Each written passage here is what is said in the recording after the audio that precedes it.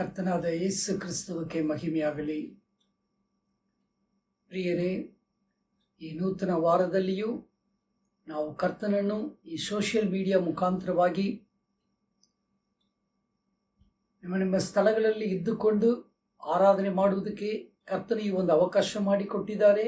ಕರ್ತನಿಗೆ ನಾನು ಕೋಟಿ ಕೋಟಿ ಸ್ತೋತ್ರವನ್ನು ಸಲ್ಲಿಸುತ್ತೇನೆ. ಈ ಆರಾಧನೆಗೆ ಪ್ರಾರಂಭವಾಗಿ ನಾವೆಲ್ಲರೂ ತಲೆ ಬಾಗಿಸಿ ಪ್ರಾರ್ಥನೆ ಮಾಡೋಣ. ಪ್ರೀತಿ ಸ್ವರೂಪನಾದ ತಂದೆಯೇ, ಈ ವರ್ಷದ 5ನೇ ತಿಂಗಳಿನ 2ನೇ ಭಾನುವಾರ ಆರಾಧನೆಗಾಗಿ ಸ್ತೋತ್ರವನ್ನು ಸಲ್ಲಿಸ್ತೇವೆ. ಸೋಷಿಯಲ್ ಮೀಡಿಯಾ ಮುಖಾಂತರವಾಗಿ ಕರ್ತನೇ, ನಾವು ಸಭೆ ಜನರ ಆಯಾ ಸ್ಥಳಗಳಲ್ಲಿ ಇದ್ದುಕೊಂಡು ನಿಮ್ಮನ್ನು ಆರಾಧಿಸುವಂತೆ ನೀವು ಅನುಗ್ರಹ ಮಾಡಿಕೊಟ್ಟ ದಯಕ್ಕಾಗಿ ಸ್ತೋತ್ರ. ಈ ಪ್ರಾರ್ಥನೆಯ ಪ್ರಾರಂಭದಿಂದ ಅಂತ್ಯದವರೆಗೆ ಪರಿಶುದ್ಧಾತ್ಮನೇ ನೀವೇ ನಾಯಕರಾಗಿ ನಡೆಸಿಕೊಡಬೇಕಾಗಿ ಬೇಡಿಕೊಳ್ತೇವೆ. ಇದರಲ್ಲಿ ಭಾಗವಹಿಸ್ತಾ ಇರುವಂಥ ಎಲ್ಲ ನನ್ನ ಪ್ರಿಯ ಮಕ್ಕಳನ್ನು ಕರ್ತನೇ ನೀನೇ ಆಶೀರ್ವದಿಸು. ಪ್ರಾರ್ಥನೆಗಳು, ಹಾಡುಗಳು, ಕರ್ತನೆ ಕೇಳುವಂಥ ವಾಕ್ಯಗಳು ಎಲ್ಲವೂ ನಿನ್ನ ನಾಮ ಮಹಿಮೆಗೋಸ್ಕರ ಕರ್ತನೆ, ಇದರಲ್ಲಿ ಪ್ರಯಾಸ ಪಡುವ ಎಲ್ಲ ಜನರಿಗೂ, ಭಾಗವಹಿಸುವ ಎಲ್ಲ ಜನರಿಗೂ, ಇದನ್ನು ಕೇಳುತ್ತಾ ಇರುವಂಥ ಎಲ್ಲ ಜನರಿಗೂ ಪೂರ್ಣ ಆಶೀರ್ವಾದವನ್ನು ಉಂಟು ಮಾಡುವಂತೆ ಕೃಪೆ ಮಾಡು. ಈ ಆರಾಧನೆ ಪ್ರಾರಂಭದಿಂದ ಅಂತ್ಯದವರೆಗೆ ನಿಮ್ಮ ಹಸ್ತಲಿಪ್ಪಿಸ್ತೇವೆ. ಸ್ತುತಿ ಗಣ ಮಹಿಮೆಗೆ ಸಲ್ಲಿಸ್ತಾ ಯೇಸು ಕ್ರಿಸ್ತನ ಹೆಸರಿನಲ್ಲಿ ಬೇಡಿ ಹೊಂದಿದ್ದೇವೆ ತಂದೆಯೇ, ಆಮೇನ್.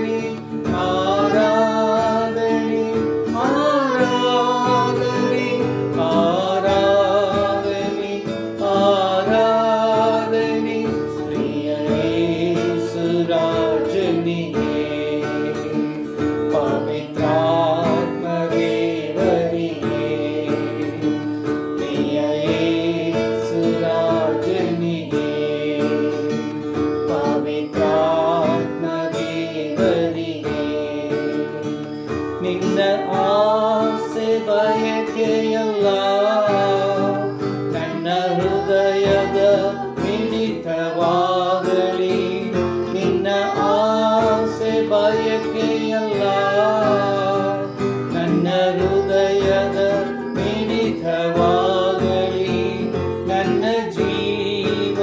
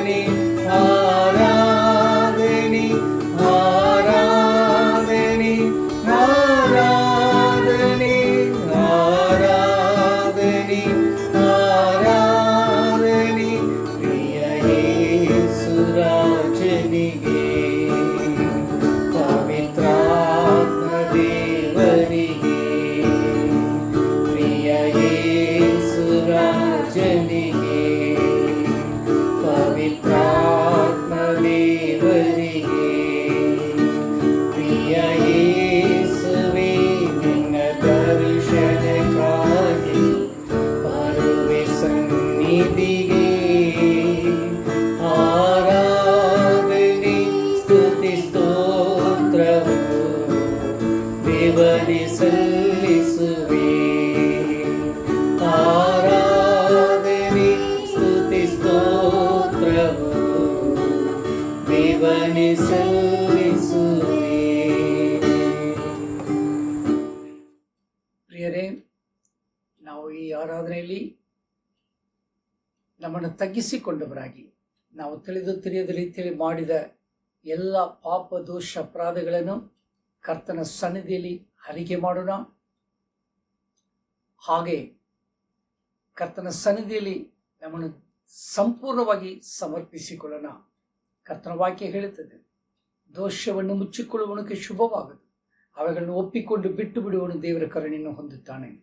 ಆ ದೇವರ ಕರುಣೆಗಾಗಿ ನಾವೆಲ್ಲರೂ ಇರುವಂಥ ಸ್ಥಳದಲ್ಲಿ ತಿಳಿದು ತಿಳಿಯದ ರೀತಿಯಲ್ಲಿ ಮಾಡಿದ ಪ್ರತಿಯೊಂದು ಪಾಪ ದೋಷ ಅಪರಾಧಗಳನ್ನು ಹರಿಕೆ ಮಾಡೋಣ. ಕರ್ತನು ನಮ್ಮ ಪಾಪರಿಗೆ ಪ್ರಾರ್ಥನೆಯನ್ನು ಲಾಲಿಸುವವನು. ತಲೆಬಾಗಿಸಿ ನಾವು ನಮ್ಮ ಪಾಪಗಳನ್ನು ಹರಿಕೆ ಮಾಡೋಣ. ಜೀವ ಸ್ವರೂಪನಾದ ತಂದೆಯೇ, ಕರ್ತನೇ, ನಮ್ಮ ಪಾಪ ಪ್ರಾಯಚಿತ್ತಕ್ಕಾಗಿ ಸಿಲುಬೆ ಮರಣವನ್ನು ಅನುಭವಿಸಿ ಪುನರುತ್ಥಾನಕ್ಕೆ ಎದ್ದು ಬಂದ ಕ್ರಿಸ್ತನೇ, ನಾವು ವಾಕ್ಯಕ್ಕೆ ವಿಧೇಯರಾಗಿ ನಾವು ನಮ್ಮ ಜೀವನದಲ್ಲಿ ತಿಳಿದು ತಿಳಿಯದ ರೀತಿಯಲ್ಲಿ ಮಾಡಿದ ಪ್ರತಿಯೊಂದು ಪಾಪ ದೋಷ ಅಪರಾಧಗಳನ್ನು ನಿನ್ನ ಸನ್ನಿಧಿಯಲ್ಲಿ ಅರಿಕೆ ಮಾಡಿ ಬಿಟ್ಟು ಬಿಡುತ್ತೇವೆ ಸ್ವಾಮಿ. ಕರುಣಾಮಯನೇ, ನಮ್ಮನ್ನು ನೋಡುವಂಥ ದೇವರು, ಪ್ರತಿಯೊಬ್ಬರ ಹೃದಯದ ಅಂತರಾಳದಿಂದ ಮಾಡಲ್ಪಡುವಂಥ ಈ ಪಾಪರಿಗೆ ಪ್ರಾರ್ಥನೆಯನ್ನು ಲಾಲಿಸು ಕರ್ತನೆ. ಕರ್ತನೆ, ನಮ್ಮಲ್ಲಿ ಪಾಪ ಇಲ್ಲ ಅಂತ ನಾವು ಹೇಳಿಕೊಳ್ಳುವುದಾದರೆ ನಾವು ಮೋಸಗಾರರಾಗುತ್ತೇವೆ. ಸತ್ಯ ಎಂಬುದು ನಮ್ಮಲ್ಲಿ ಇರುವುದಿಲ್ಲ ಸ್ವಾಮಿ. ಆ ಸಣ್ಣ ಮಗನ ಹಾಗೆ ತಂದೆಯೇ, ನಿನಕ್ಕೆ ವಿರೋಧವಾಗಿ ಪರಲೋಕಕ್ಕೆ ವಿರೋಧವಾಗಿ ಪಾಪ ಮಾಡಿದ್ದೇನೆ ಅಂತ ನಾವು ಸಹ ಈಗಿನ ವಾಕ್ಯಕ್ಕೆ ಒಪ್ಪಿಸಿಕೊಟ್ಟು ಬಂದಿದ್ದೇವೆ ಸ್ವಾಮಿ. ನಮ್ಮನ್ನು ದೃಷ್ಟಿಸಿ ನೋಡು. ನನ್ನ ದಯೆ ನಮ್ಮೆಲ್ಲರ ಮೇಲೆ ಪೂರ್ಣವಾಗಿ ಇಳಿದು ಬರಲಿ. ಶಾಂತಿದಾಯಕನಾದ ದೇವರುತ್ತಾನೆ. ನಮ್ಮ ದೇಹ, ಆತ್ಮ, ಪ್ರಾಣಗಳನ್ನು ಬರುವಿಕೆ ನಿರ್ದೋಷವಾಗಿ ಕಾಪಾಡು ಕರ್ತನೇ. ನೀವೇ ಕೃಪೆ ಮಾಡಬೇಕಾಗಿ ರಕ್ಷಕನಾದ ಯೇಸು ಕ್ರಿಸ್ತನ ಹೆಸರಲ್ಲಿ ಬೇಡಿ ಹೊಂದಿದ್ದೇವೆ ತಂದೆಯೇ, ಆಮೇನ್. ಆರಾಧನೆಗಾಗಿ ನಾವೆಲ್ಲರೂ ಈ ಹಾಡನ್ನು ಹಾಡಿಕೊಳ್ಳೋಣ.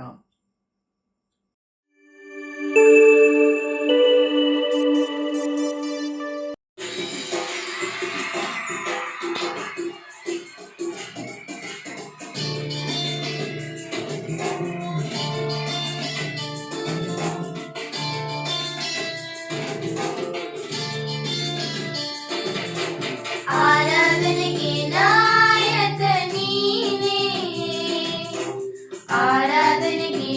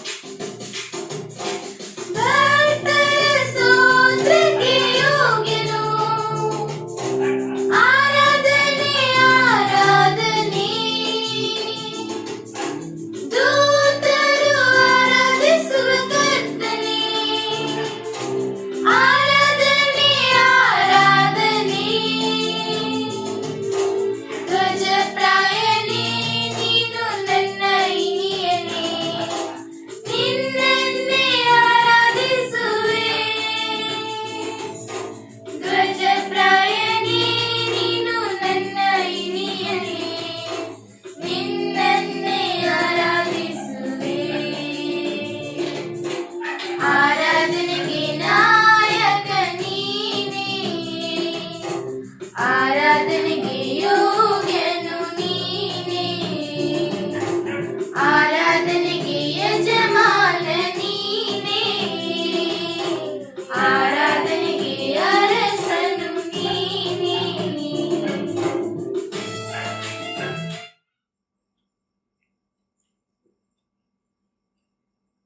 ಪ್ರಿಯರೇ, ವೇದ ಪಾರಾಯಣಗಳನ್ನು ಓದುವುದನ್ನು ಕೇಳೋಣ.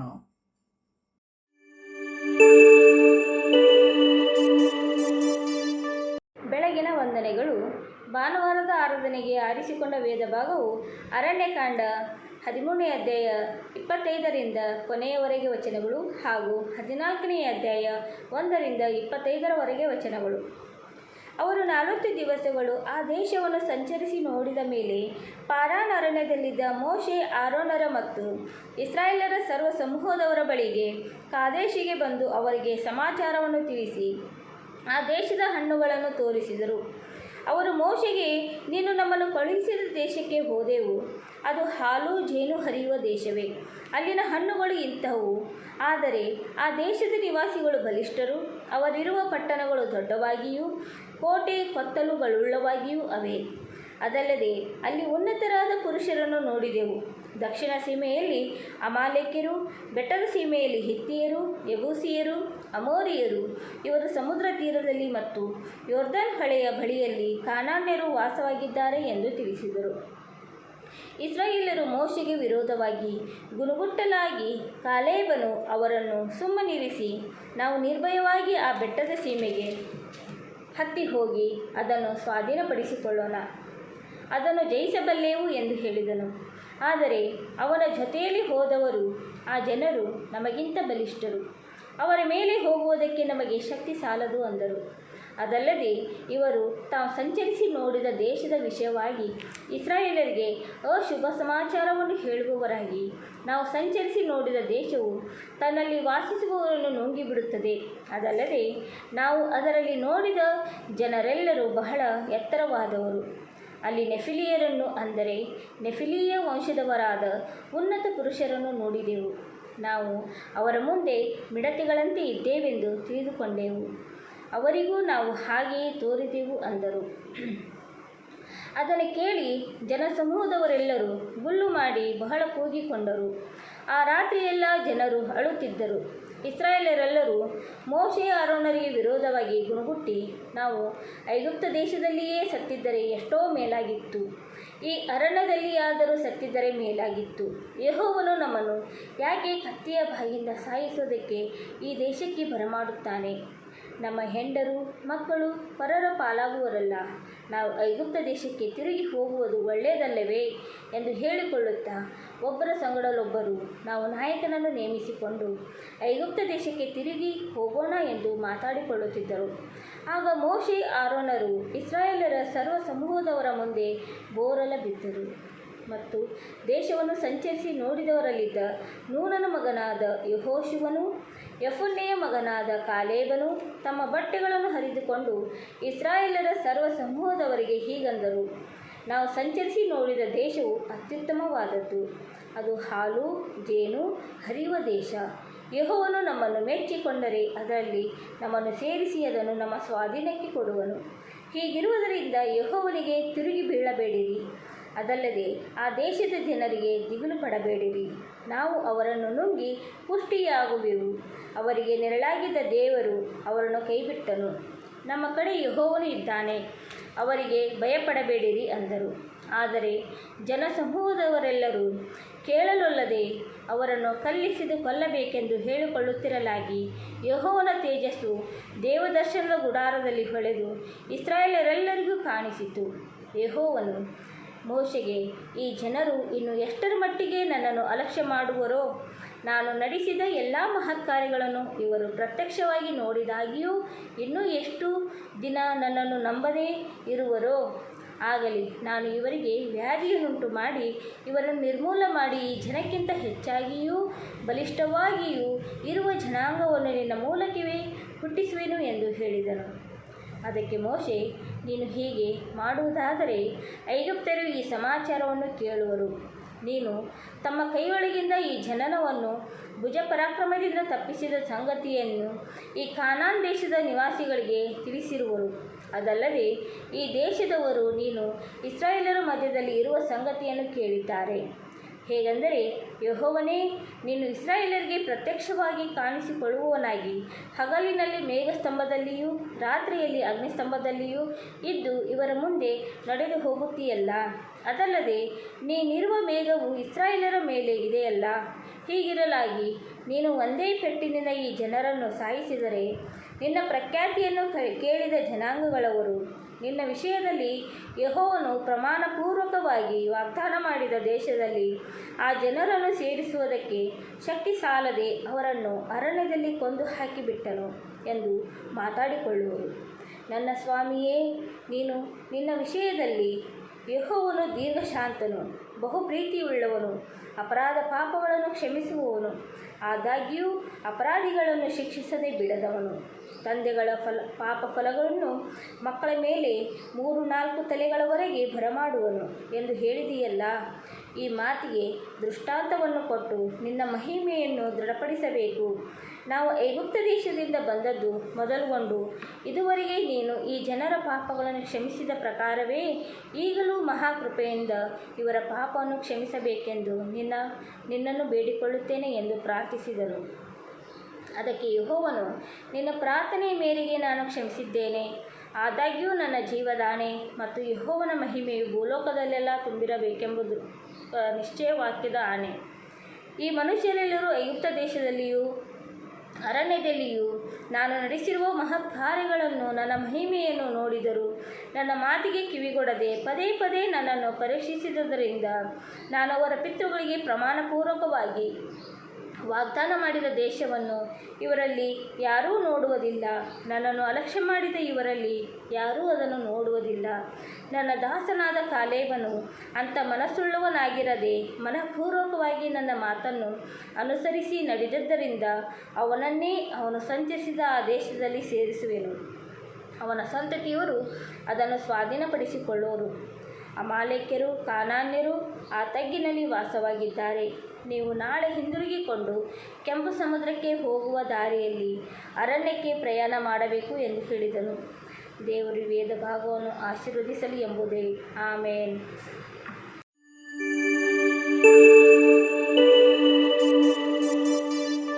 ಪ್ರೀತಿ ಸ್ವರೂಪಣದ ಯೇಸುವೆ, ನನಗೆ ಸ್ತೋತ್ರವಾಗಲಿ.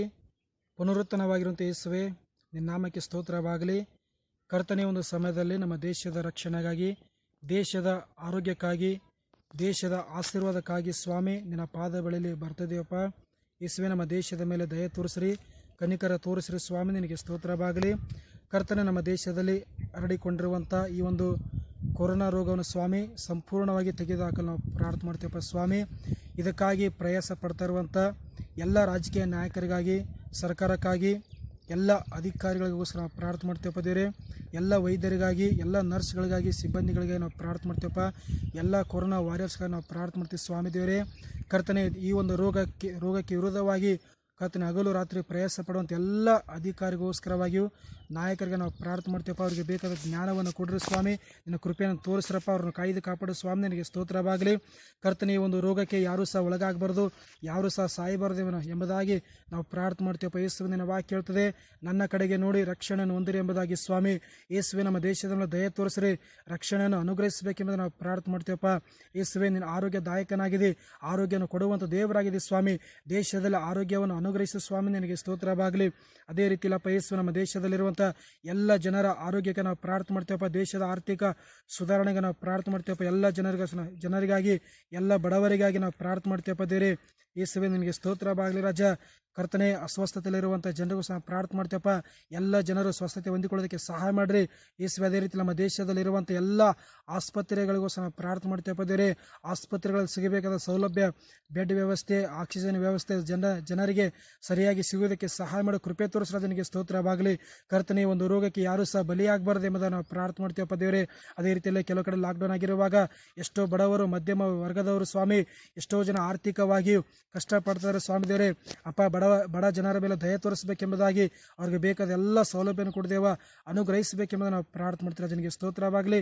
ಕರ್ತನೆ, ನಮ್ಮ ದೇಶದ ಹಿತಕ್ಕಾಗಿ, ದೇಶದ ರಕ್ಷಣೆಗಾಗಿ, ದೇಶದ ಆರೋಗ್ಯಕ್ಕಾಗಿ, ಎಲ್ಲ ಜನರ ರಕ್ಷಣೆಗೆ ನಾವು ಪ್ರಾರ್ಥಿಸೋದಕ್ಕೆ ಸಹಾಯ ಮಾಡಿ ನನಗೆ ಸ್ತೋತ್ರವಾಗಲಿ.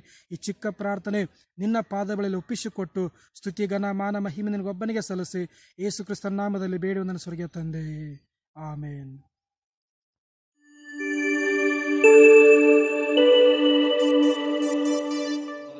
ದೇವರ ವಾಕ್ಯವನ್ನು ಓದಿಕೊಳ್ಳೋಣ. ಹೊಸ ಒಡಂಬಡಿಕೆಯಲ್ಲಿ ಮಾರ್ಕ್ ಬರೆದ ಸುವಾರ್ತೆ 3ನೇ ಅಧ್ಯಾಯ 1ನೇ ವಚನದಿಂದ 6 ವಚನ ಓದಿಕೊಳ್ಳೋಣ. ಮಾರ್ಕ್ ಬರೆದ ಸುವಾರ್ತೆ 3ನೇ ಅಧ್ಯಾಯ 1ನೇ ವಾಕ್ಯದಿಂದ 6ನೇ ವಾಕ್ಯವನ್ನು ಓದಿಕೊಳ್ಳೋಣ.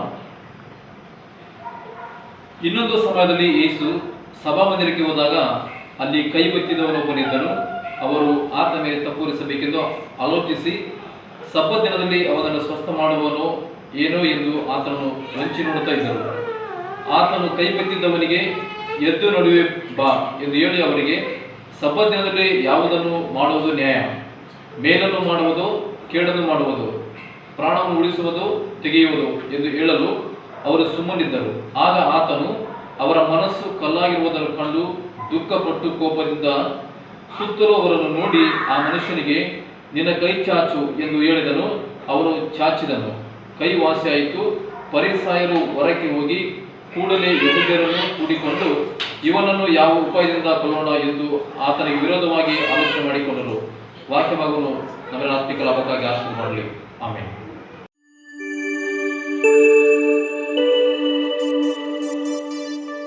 ದೇವರ ಪರಿಶುದ್ಧವಾದ ನಾಮಕ್ಕೆ ಸ್ತೋತ್ರವಾಗಲಿ.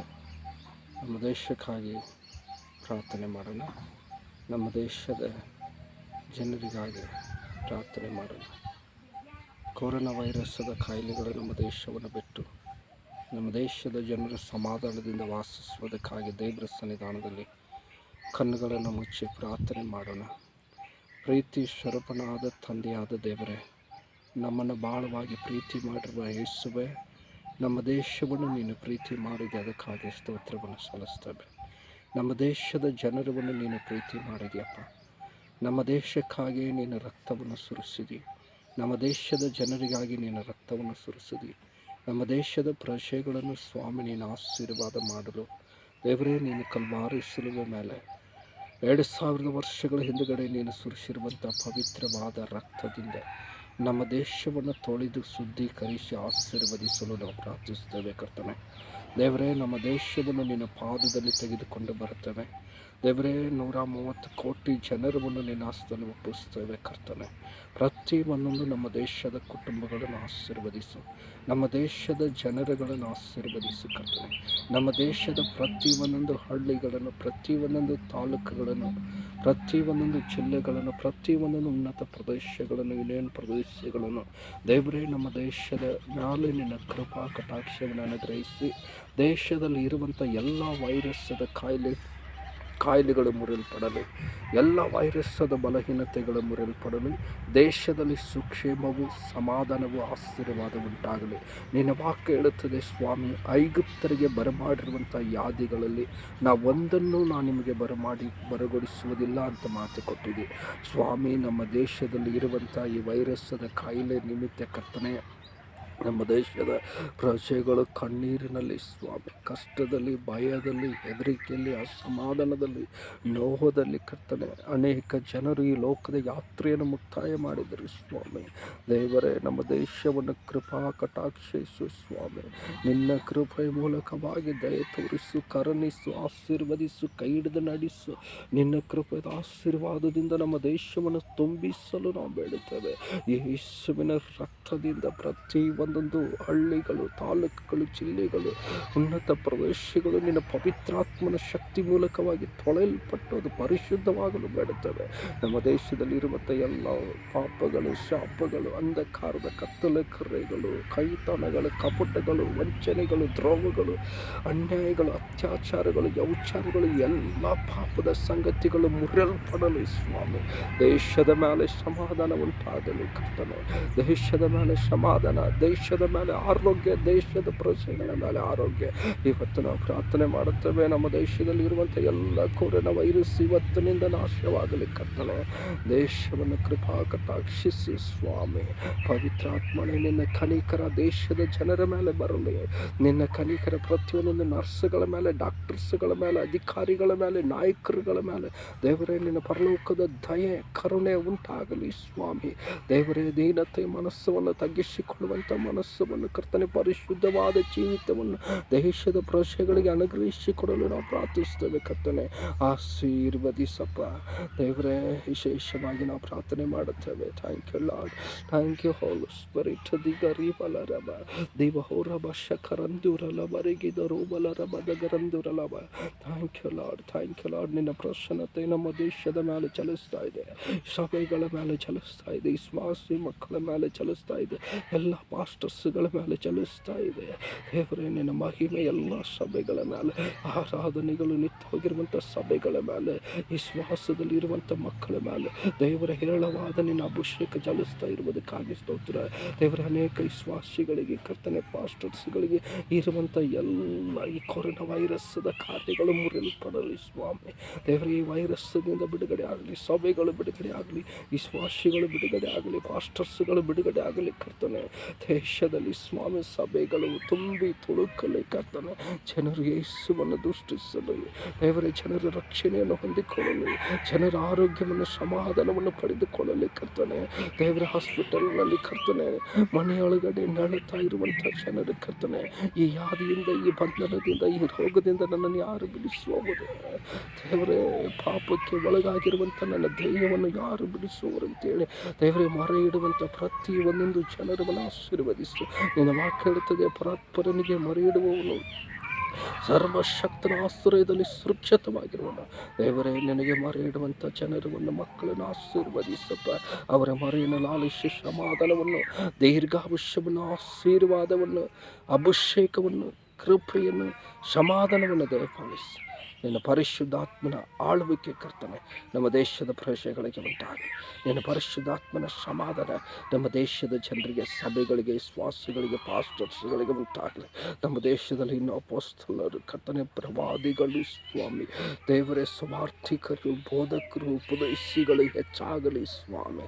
ನಮ್ಮ ದೇಶದಲ್ಲಿ ಸುಕ್ಷೇಮ ಉಂಟಾಗಲಿ. ಯಾವುದೇ ರೋಗದ ಕರೆಗಳು ನಮ್ಮ ದೇಶವನ್ನು, ಪ್ರಜೆಗಳನ್ನು, ನಮ್ಮ ರಾಜ್ಯವನ್ನು ಮುಟ್ಟದ ಹಾಗೆ ಯೇಸುವಿನ ರಕ್ತದಿಂದ ತೊಳೆಯಲ್ಪಡಲಿ ಸ್ವಾಮಿ.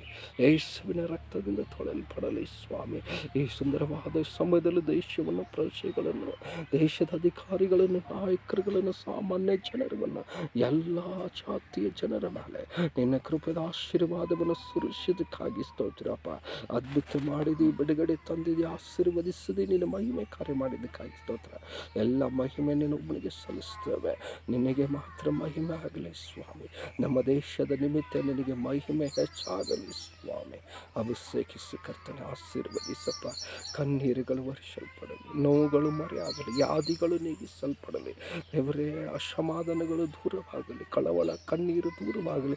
ಸಮಾಧಾನ, ಶಾಂತಿ, ಆಶೀರ್ವಾದ, ಆರೋಗ್ಯ, ದೀರ್ಘಾಯುಷ್ಯ ನಮ್ಮ ದೇಶಕ್ಕೂ, ನಮ್ಮ ಪಟ್ಟಣಗಳಿಗೂ, ನಮ್ಮ ಜನರಿಗೆ ಉಂಟಾಗಲಿ. ಆಶೀರ್ವದಿಸಿ ಕರ್ತನೆ.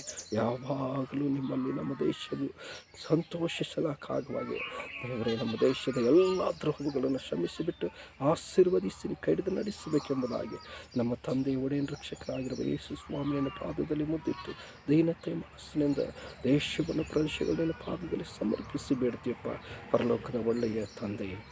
ಆಮೇನ್, ಆಮೇನ್.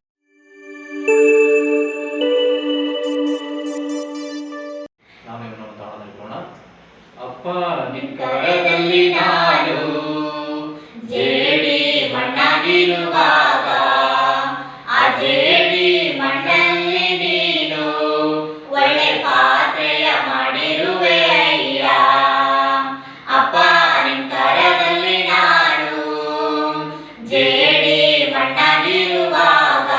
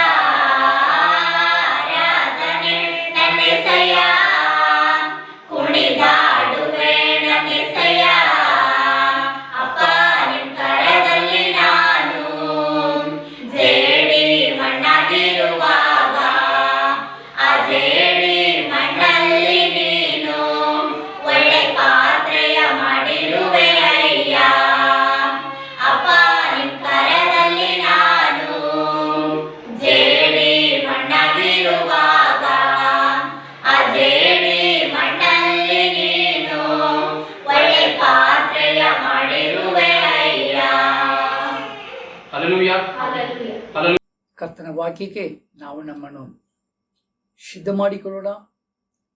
ಕರ್ತನು ನಮ್ಮ ಸಂಗಡ ಮಾತನಾಡುವುದಕ್ಕಾಗಿ ನಾವೆಲ್ಲರೂ ಪೂರ್ಣ ಮನಸ್ಸಿನಿಂದ ಆಸಕ್ತಿಯಿಂದ ಕರ್ತನ ವಾಕ್ಯಕ್ಕೆ ಕಿವಿ ಕೊಡೋಣ.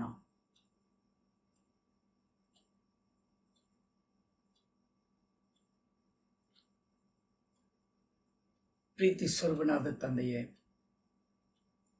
ಈ ದಿನದ ಧ್ಯಾನಕ್ಕಾಗಿ ಸ್ತೋತ್ರಪ್ಪ.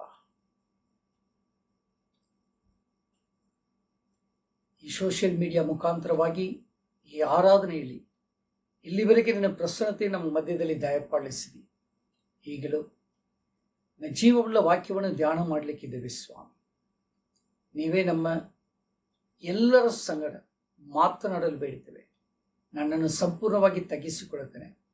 ಮರೆಮಾಡು ಸ್ವಾಮಿ. ಪರಿಶುದ್ಧಾತ್ಮನೆ, ಪ್ರತಿಯೊಂದು ಹೃದಯದಲ್ಲಿ ನೀವೇ ಮಾತನಾಡಪ್ಪ. ಸತ್ಯವನ್ನು ತಿಳಿದುಕೊಳ್ಳುವಂತೆ ನಮ್ಮೆಲ್ಲರಿಗೂ ಕೃಪೆ ಮಾಡಪ್ಪ. ಈ ವಾಕ್ಯದ ನಿಮಿತ್ತ ನಾವು ಕೇಳಿಕೊಂಡು ಗ್ರಹಿಸಿಕೊಂಡು ಅದರಂತೆ ನಮ್ಮ ಜೀವಿತವನ್ನು ಬದಲಾಯಿಸಿ ಕರ್ತನಿನ ಆಶೀರ್ವಾದಗಳನ್ನು ನಾವು ಈ ಲೋಕದಲ್ಲಿ ಅನುಭವಿಸುವಂತೆ, ಈ ಕಷ್ಟ ಕೊಟ್ಟುರವಾದ ಕಾಲಗಳಲ್ಲಿ ನಿನ್ನ ಆಶೀರ್ವಾದವನ್ನು, ಸಮಾಧಾನವನ್ನು, ಸುಕ್ಷೇಮವನ್ನು ಹೊಂದಿಕೊಳ್ಳುವಂತೆ ನಮ್ಮೆಲ್ಲರಿಗೂ ಕೃಪೆ ಮಾಡು. ಎಲ್ಲ ಮಹಿಮೆ ಕರ್ತನ ನಿಮಗೆ ಸಲ್ಲಿಸ್ತೇವೆ. ಯೇಸು ಕ್ರಿಸ್ತನ ಹೆಸರಲ್ಲಿ ಬೇಡಿ ಹೊಂದಿದ್ದೇವೆ ತಂದೆಯೇ, ಆಮೆನ್. ಪ್ರಿಯರೇ, ಕರ್ತನ ನಾಮಕ್ಕೆ ಮಹಿಮೆಯಾಗಲಿ. ಈ ದಿನದಲ್ಲಿ ಕರ್ತನ ದೇವರಾತ್ಮನು ನಮಗೆ ದಯಪಾಲಿಸಿದ ಒಂದು ವಿಶೇಷ ವಾಕ್ಯವು ಜಕರ್ಯ ಪ್ರವಾದಿಯ ಗ್ರಂಥ 6ನೇ ಅಧ್ಯಾಯ 8ನೇ ವಾಕ್ಯವನ್ನು ನಾವು ಓದುವುದನ್ನು ಕೇಳೋಣ. ಆಮೇಲೆ ಅವನು ನನಗೆ, ಆಹಾ, ಉತ್ತರ ದೇಶಕ್ಕೆ ಹೋದವುಗಳು ಅಲ್ಲಿ ನನ್ನ ಕೋಪವನ್ನು ಶಾಂತಿಗೊಳಿಸಿವೆ ಎಂದು ಕೂಗಿ ಹೇಳಿದನು. ಪ್ರಿಯರೇ, ಈ ವಾಕ್ಯದಲ್ಲಿ ನಾವು ನೋಡುವಂತ ಒಂದು ವಿಶೇಷವಾದ ಸಂಗತಿ,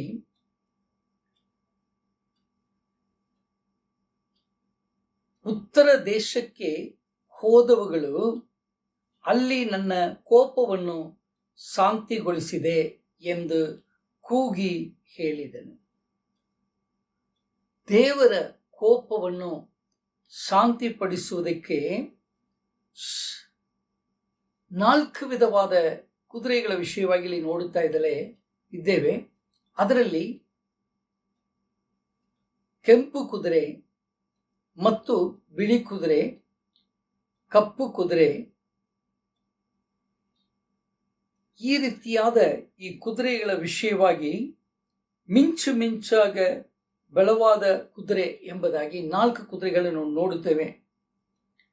ಇದರಲ್ಲಿ 6ನೇ ವಾಕ್ಯದಲ್ಲಿ ನೋಡುವಾಗ ಅದರಲ್ಲಿ ನಾವು ನೋಡುವಂಥ ಸಂಗತಿ, ಕಪ್ಪು ಕುದುರೆ ಉತ್ತರ ದೇಶಕ್ಕೆ ಹೋಗಿತ್ತು, ಅದನ್ನು ಬಿಳಿ ಕುದುರೆ ಅದನ್ನು ಹಿಂಬಾಲಿಸಿತ್ತು ಎಂಬುದಾಗಿ.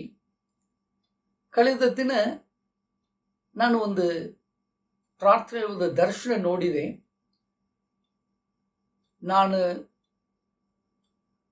ಪ್ರಾರ್ಥನೆ ಮಾಡಿ ಮಲಗುವುದಕ್ಕಿಂತ ಮುಂಚೆ ನಾನು ದರ್ಶನದಲ್ಲಿ ನೋಡಿದ ಒಂದು ಸಂಗತಿ, ಒಂದು ಬಿಳಿ ಕುದುರೆ ಬೇಗವಾಗಿ ಓಡುವುದನ್ನು ನಾನು ನೋಡಿದೆ. ಇದರ ಕುರಿತು ನನಗೆ ಬಹಳ ಯೋಚನೆ ಇತ್ತು, ಯಾಕೆ ಈ ದರ್ಶನ ಎಂಬುದಾಗಿ. ಆಗ ದೇವರ ಆತ್ಮನು ಈ ವಾಕ್ಯವನ್ನು ನನಗೆ ತೋರಿಸಿದರು. ಕಪ್ಪು ಕುದುರೆ ಹಿಂದೆ ಬಿಳಿ ಕುದುರೆ 2 ಉತ್ತರ ದೇಶಕ್ಕೆ ಹೋಗಿತ್ತು. ಉತ್ತರ ದೇಶಕ್ಕೆ ಹೋಗಿದ ಆ ಕುದುರೆಗಳ ನಿಮಿತ್ತ ಕರ್ತನ ವಾಕ್ಯ ಹೇಳುತ್ತಾ ಇದೆ, ದೇವರ ಕೋಪವನ್ನು ಶಾಂತಿಪಡಿಸಿತ್ತು. ದೇವರಿಗೆ ಕೋಪ ಬರುತ್ತದಾ? ನಮ್ಮಲ್ಲಿ ಒಂದು ಪ್ರಶ್ನೆ ಕೇಳಬೇಕಾಗಿದೆ. ಈ 4 ಕುದುರೆಗಳ ಕುರಿತು ನೋಡುವಾಗ 4 ವಿಧವಾದ ಗಾಳಿಗಳೆಂಬುದಾಗಿ, ಅಂದರೆ ಆತ್ಮಗಳು, ಇದರ ವಿಷಯವಾಗಿ ನಾವು ಧ್ಯಾನ ಮಾಡಬೇಕಾದರೆ ಬಹಳ ಸಂಗತಿ. ಆದರೆ ನಾವು ಬಹಳ ಪ್ರಮುಖವಾದ ಒಂದು ಕಾರ್ಯ, ದೇವರ ಕೋಪವನ್ನು ಶಾಂತಪಡಿಸುವುದಕ್ಕೆ ಬಿಳಿ ಕುದುರೆ ಕಪ್ಪು ಕುದುರೆ ಹಿಂದೆ ಹೋಯಿತು. ಉತ್ತರ ದಿಕ್ಕಿನಲ್ಲಿ ಅದು ದೇವರ ಕೋಪವನ್ನು ಶಾಂತಿಪಡಿಸಿತು ಎಂಬುದಾಗಿ. ಇಲ್ಲಿ ನಾವು ನೋಡುವಂತ ಸಂಗತಿ, ದೇವರಿಗೆ ಕೋಪ ಬರುತ್ತದ? ಪ್ರೀತಿ ಸ್ವರೂಪನಾದ ದೇವರಲ್ಲವೇ? ಸರ್ವಶಕ್ತನಾದ ದೇವರೇ, ತಾಯಿಯಂತೆ ಸಂತೈಸುವವರು, ತಂದೆಯಂತೆ ಹೊತ್ತುಕೊಳ್ಳುವಂತ ದೇವರು ನಮ್ಮ ಮೇಲೆ ಕೋಪಗೊಳ್ಳುವವರಾಗಿದ್ದಾರಾ? ಹೌದು ಪ್ರಿಯರೇ, ಒಂದು ಬಹಳ ಪ್ರಾಮುಖ್ಯವಾದ ಒಂದು ಪ್ರಶ್ನೆ. ದೇವರು ಕೋಪಗೊಳ್ಳುವುದಕ್ಕೆ ಕಾರ್ಯ ಉಂಟಾ? ಒಂದು ವಾಕ್ಯವನ್ನು ನಾವು ನೋಡುತ್ತಾ ಇದ್ದೇವೆ. ಹಬಹುಕ್ಕನು ಹೇಳುತ್ತಾ ಇದ್ದಾನೆ, 3ನೇ ಅಧ್ಯಾಯ 2ನೇ ವಾಕ್ಯದಲ್ಲಿ. ಓದುವುದನ್ನು ಕೇಳೋಣ. ಹಬಹುಕ್ 3:2. ಯೆಹೋವನೇ, ನಾನು ನಿನ್ನ ಸುದ್ದಿಯನ್ನು ಕೇಳಿ ಹೆದರಿದ್ದೇನೆ. ಯೆಹೋವನೇ, ಯುಗದ ಮಧ್ಯದಲ್ಲಿ ನಿನ್ನ ರಕ್ಷಣಾ ಕಾರ್ಯವನ್ನು ಪುನಃ ಮಾಡು. ಯುಗದ ಮಧ್ಯದಲ್ಲಿ ಅದನ್ನು ಪ್ರಸಿದ್ಧಿಪಡಿಸು. ನೀನು ರೋಷಗೊಂಡಿದ್ದರೂ ಕರುಣೆಯನ್ನು ಚಿತ್ತಕ್ಕೆ ತಂದುಕೋ. ಇದರಲ್ಲಿ ಕೊನೆ ಭಾಗದಲ್ಲಿ ನಾವು ನೋಡುತ್ತಾ ಇದ್ದೇವೆ, ನೀನು ರೋಷಗೊಂಡಿದ್ದರೂ ಕರುಣೆಯನ್ನು ಚಿತ್ತಕ್ಕೆ ತಂದುಕೋ ಎಂಬುದಾಗಿ. ದೇವರೇ, ನಿನಗೆ ಕೋಪ ಬಂದರೂ, ಒಂದು ವೇಳೆ ನೀವು ಕೋಪ ಮಾಡಿದರೂ ಸಹ ನಿನ್ನ ಕರುಣೆಯನ್ನು ನಮ್ಮ ಮೇಲೆ ತೋರ್ಪಡಿಸು. ಕರುಣೆಯನ್ನು ನಮಗೆ ತೋರ್ಪಡಿಸು. ನಿನ್ನ ಕರುಣೆಯನ್ನು ನೆನಪು ಮಾಡಿಕೋ ದೇವರೇ. ನೀನು ಕರುಣಾ ಸ್ವರೂಪಿ. ನೀನು ಕೋಪ ಮಾಡಿದರೆ ನಾವು ತಾಳಿಕೊಳ್ಳಿಕ್ಕೆ ಆಗೋದಿಲ್ಲ.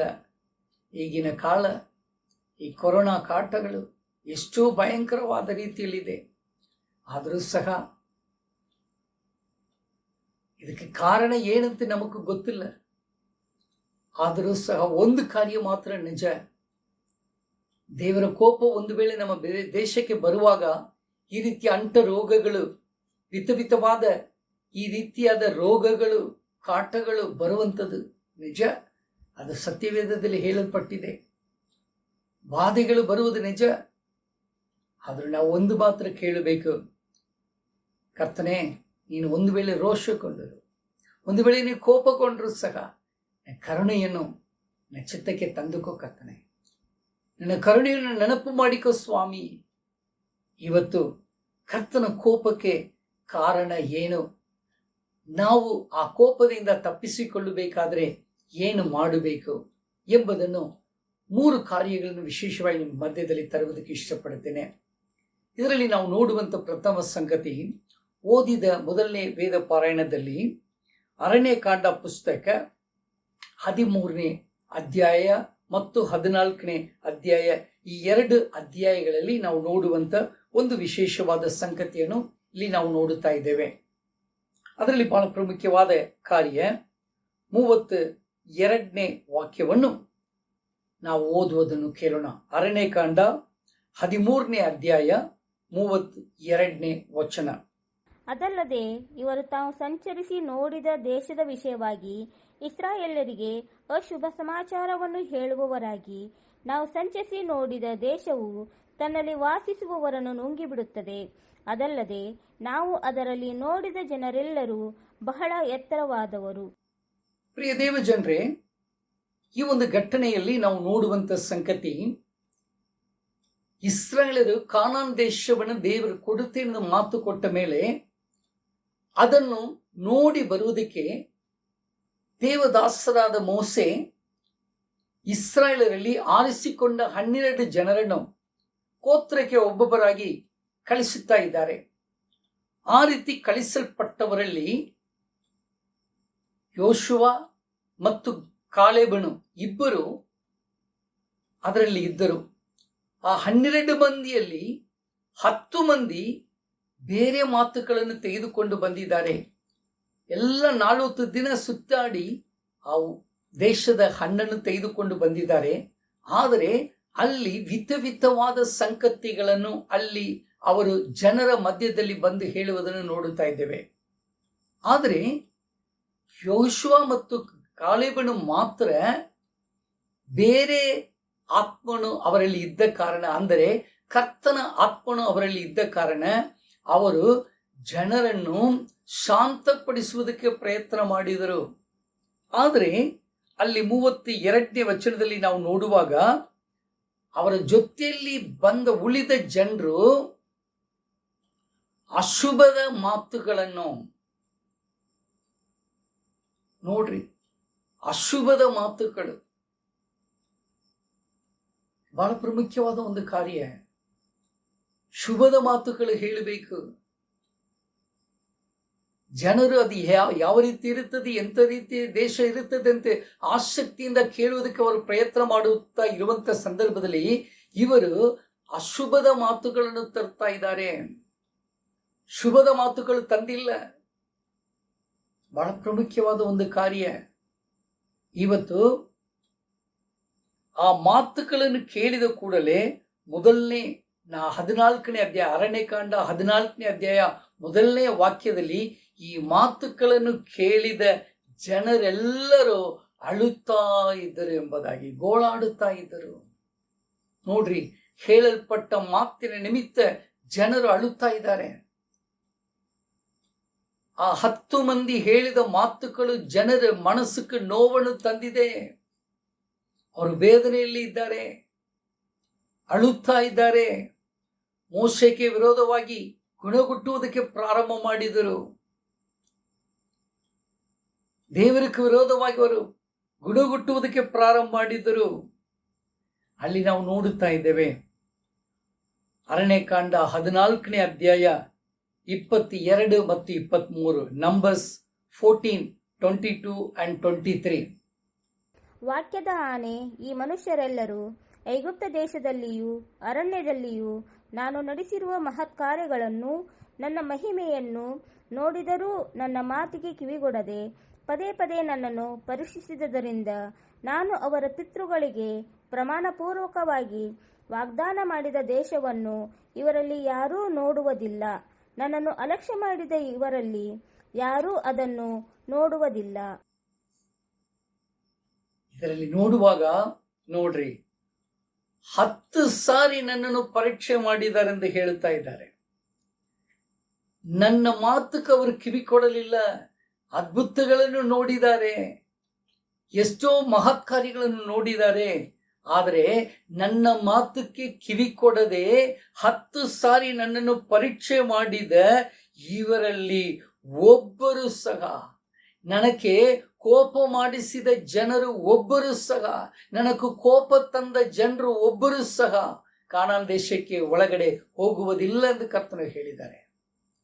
ಪ್ರಿಯ ದೇವಜನರೇ, ಇವತ್ತು ನಾವು ಹೇಳುವಂತ ಮಾತುಗಳು ಶುಭದ ಮಾತಾಗಿದೆಯಾ? ಅದು ವಿಶೇಷವಾಗಿ ಹೇಳಬೇಕಾದ್ರೆ ಪಾಸಿಟಿವ್ ಆಗಿ ನಾವು ಮಾತಾಡಬೇಕು, ಹಿತಕರವಾಗಿ ಮಾತಾಡಬೇಕು. 10 ಮಂದಿ, ಜಾಸ್ತಿ ಜನರು 10 ಮಂದಿ ಅಶುಭದ ಮಾತುಗಳನ್ನು ತಂದಿದ್ದಾರೆ. ಜನರೆಲ್ಲ ಅಳುತ್ತಾ ಇದ್ದರು. 2 ಹೇಳಿದ ಮಾತು ಅಲ್ಲಿ ಕೇಳಲ್ಪಟ್ಟಿಲ್ಲ. ಈಗಿನ ಕಾಲವು ಹಾಗೆ ನಡೀತಾ ಇದೆ. ಅಶುಭದ ಸಂಗತಿಗಳನ್ನು ಕೇಳಿ ಕೇಳಿ ಕಿವಿಯಲ್ಲಿ ಬಿದ್ದು ಜನರು ಗೋಳಾಟ ಅಳುತ್ತಾ ಇರುವುದು ನೋಡುತ್ತಾ ಇದ್ದೇವೆ. ಎಷ್ಟು ಭಯಂಕರವಾಗಿದೆ. ಇದರಲ್ಲಿ ನಾವು 2 ಸಂಗತಿಗಳು ವಿಶೇಷವಾಗಿ ನಾವು ನೋಡಬೇಕಾಗಿದೆ. ಇದರಲ್ಲಿ ನಾವು ನೋಡಬೇಕಾದ 2 ವಿಶೇಷವಾದ ಸಂಗತಿಗಳನ್ನು ಮೊದಲನೇದಾಗಿ ನಾವು ತೆಗೆದುಕೊಳ್ಳೋಣ. ಅರಣ್ಯಕಾಂಡ ಪುಸ್ತಕ 14ನೇ ಅಧ್ಯಾಯ 9ನೇ ವಾಕ್ಯ, ನಂಬರ್ಸ್ ಚಾಪ್ಟರ್ 14 ವರ್ಸ್ 9. ಇದರಲ್ಲಿ ಯೋಶುವ ಮತ್ತು ಗಾಲೇಬನು ನಮಗೆ 2 ಸಂಗತಿಗಳನ್ನು ಕಳಿಸಿಕೊಡುತ್ತಾ ಇದ್ದಾರೆ. ಓದುವುದನ್ನು ಕೇಳೋಣ. ಅದಲ್ಲದೆ ಆ ದೇಶದ ಜನರಿಗೆ ದಿಗುಲು ಪಡಬೇಡಿರಿ, ನಾವು ಅವರನ್ನು ನುಂಗಿ ಪುಷ್ಟಿಯಾಗುವೆವು. ಅವರಿಗೆ ನೆರಳಾಗಿದ್ದ ದೇವರು ಅವರನ್ನು ಕೈಬಿಟ್ಟನು.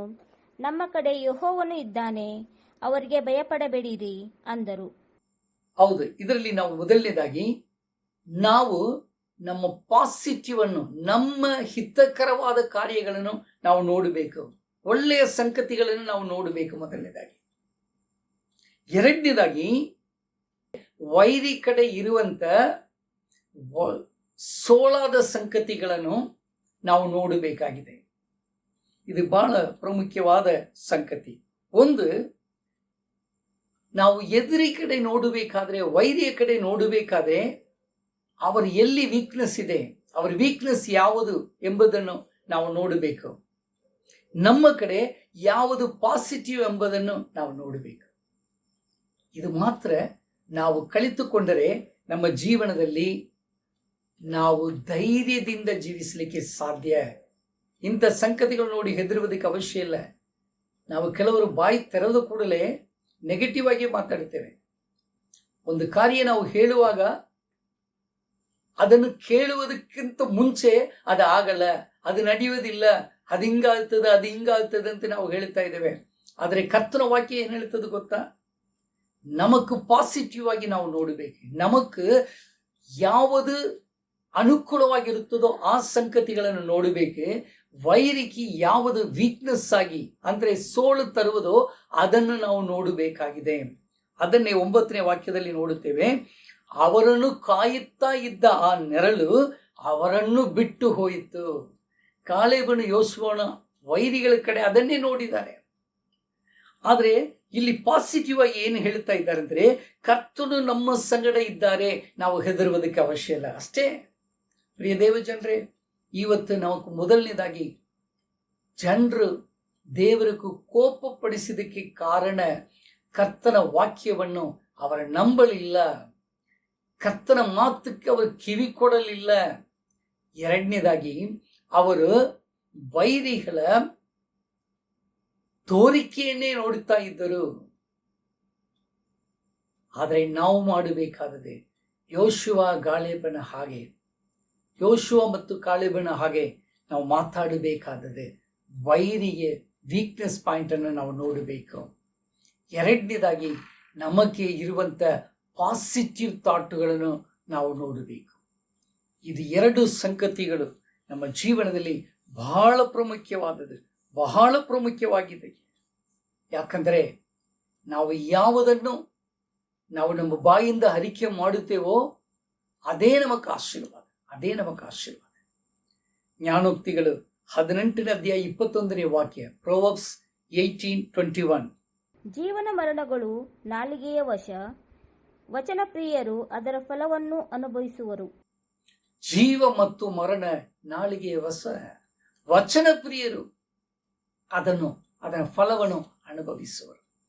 ನಮ್ಮ ನಾಲಿಗೆಯಲ್ಲಿ ಎದನ್ನು ನಾವು ಅರಿಕೆ ಮಾಡುತ್ತೇವೆ, ಯಾವುದನ್ನು ನಾವು ನಾಲಿಗೆಯಿಂದ ಅರಿಕೆ ಮಾಡುತ್ತೇವೋ ಅದೇ ನಮಗೆ ಆಶೀರ್ವಾದ. ಪ್ರಿಯರೇ, ಇವತ್ತು ಇಸ್ರಾಯೇಲರೇ 10 ಜನರು ಬಂದು ಹೇಳಿದ ಮಾತು ಕಾಲೇಬನು ಯೋಸುವನು ಹೇಳಲಿಲ್ಲ.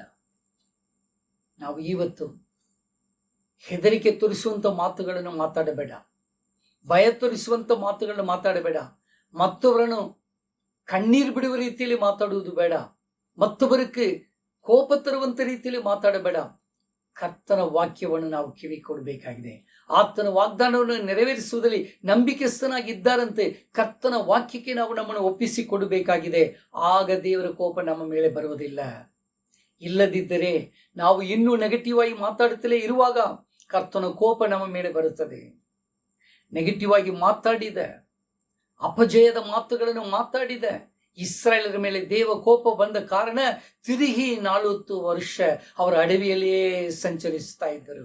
ಪ್ರಿಯ ದೇವಜನರೇ, ಆದರೂ ಸಹ ಕಾಲೇಬು ಯೋಶುವ ಮಾತ್ರ ಕಾನಾನ್ ದೇಶದಲ್ಲಿ ಪ್ರವೇಶ ಮಾಡಿದ್ದಾರೆ.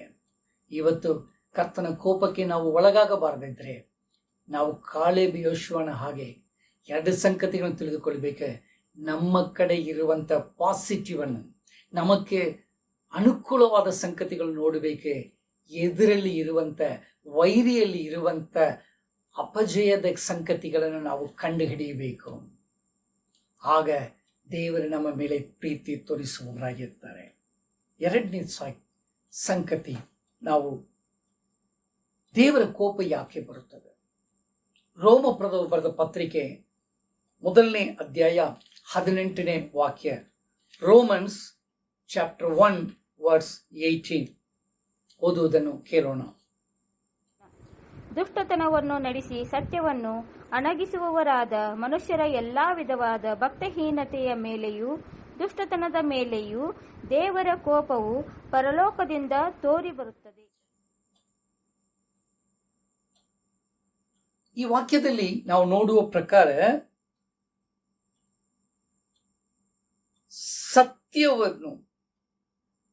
ಸತ್ಯವನ್ನು ಅಣಗಿಸುವುದಕ್ಕೋಸ್ಕರ ಎಲ್ಲ ಜನರು ಅಧರ್ಮದ ಸಂಗತಿಗಳನ್ನು ಮಾಡುವುದರ ಮೂಲಕ ದೇವರ ಕೋಪ ಬರುತ್ತಾ ಇದೆ.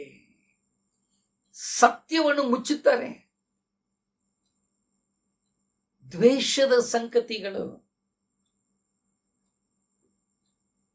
ದುಷ್ಟತನದ ಸಂಗತಿಗಳು, ಸತ್ಯಕ್ಕೆ ವಿರೋಧವಾಗಿ ಅವರು ಮಾಡುವಂತೆ ಈ ಕಾರ್ಯಗಳ ನಿಮಿತ್ತ ದೇವರ ಕೋಪ ಪರಲೋಕದಿಂದ ಪ್ರಕಟಿಸಲ್ಪಡುತ್ತಾ ಇದೆ. ಪರಲೋಕದಿಂದ ಪ್ರಕಟಿಸಲ್ಪಡುತ್ತಾ ಇದೆ. ಪ್ರಿಯ ದೇವ ಜನರೇ, ಅದರಲ್ಲಿ ನಾವು ಎರಡನೇದಾಗಿ ಸತ್ಯದ ವಿಷಯದಲ್ಲಿ ಜಾಗೃತರಾಗಿರಬೇಕು. ಸತ್ಯ ಅಂದರೆ ಏನು?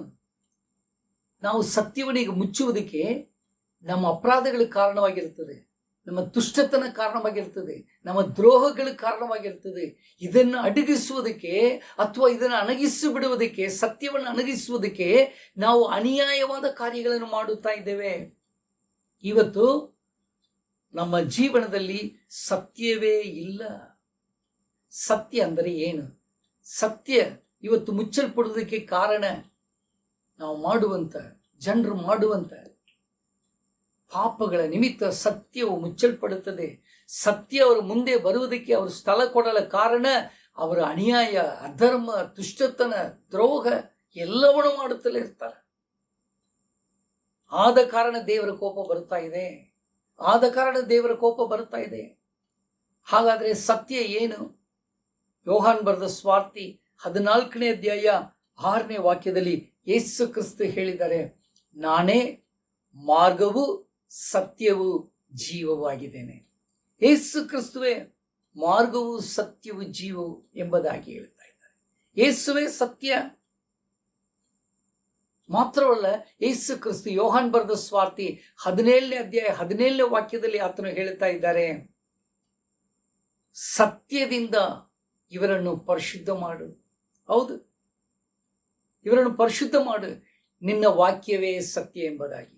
ಹೌದು ಪ್ರಿಯರೇ, ಕರ್ತನ ವಾಕ್ಯವೇ ಸತ್ಯ. ಇವತ್ತು ಸತ್ಯವನ್ನು ತಿಳಿದುಕೊಳ್ಳುವುದಕ್ಕೆ ಜನರಿಗೆ ಮನಸ್ಸಿಲ್ಲ. ಯೇಸು ಎಂಬ ಸತ್ಯವನ್ನು ತಿಳಿದುಕೊಳ್ಳುವುದಕ್ಕೆ ಜನರಿಗೆ ಮನಸ್ಸಿಲ್ಲ. ಅಂತ ಒಂದು ಭಯಂಕರವಾದ ಲೋಕದಲ್ಲಿ ನಾವು ಇದ್ದೇವೆ. ಯಾಕಂದ್ರೆ ಯೇಸುವಿನ ಸತ್ಯವನ್ನು ನಾವು ತಿಳಿದುಕೊಳ್ಳುವಾಗ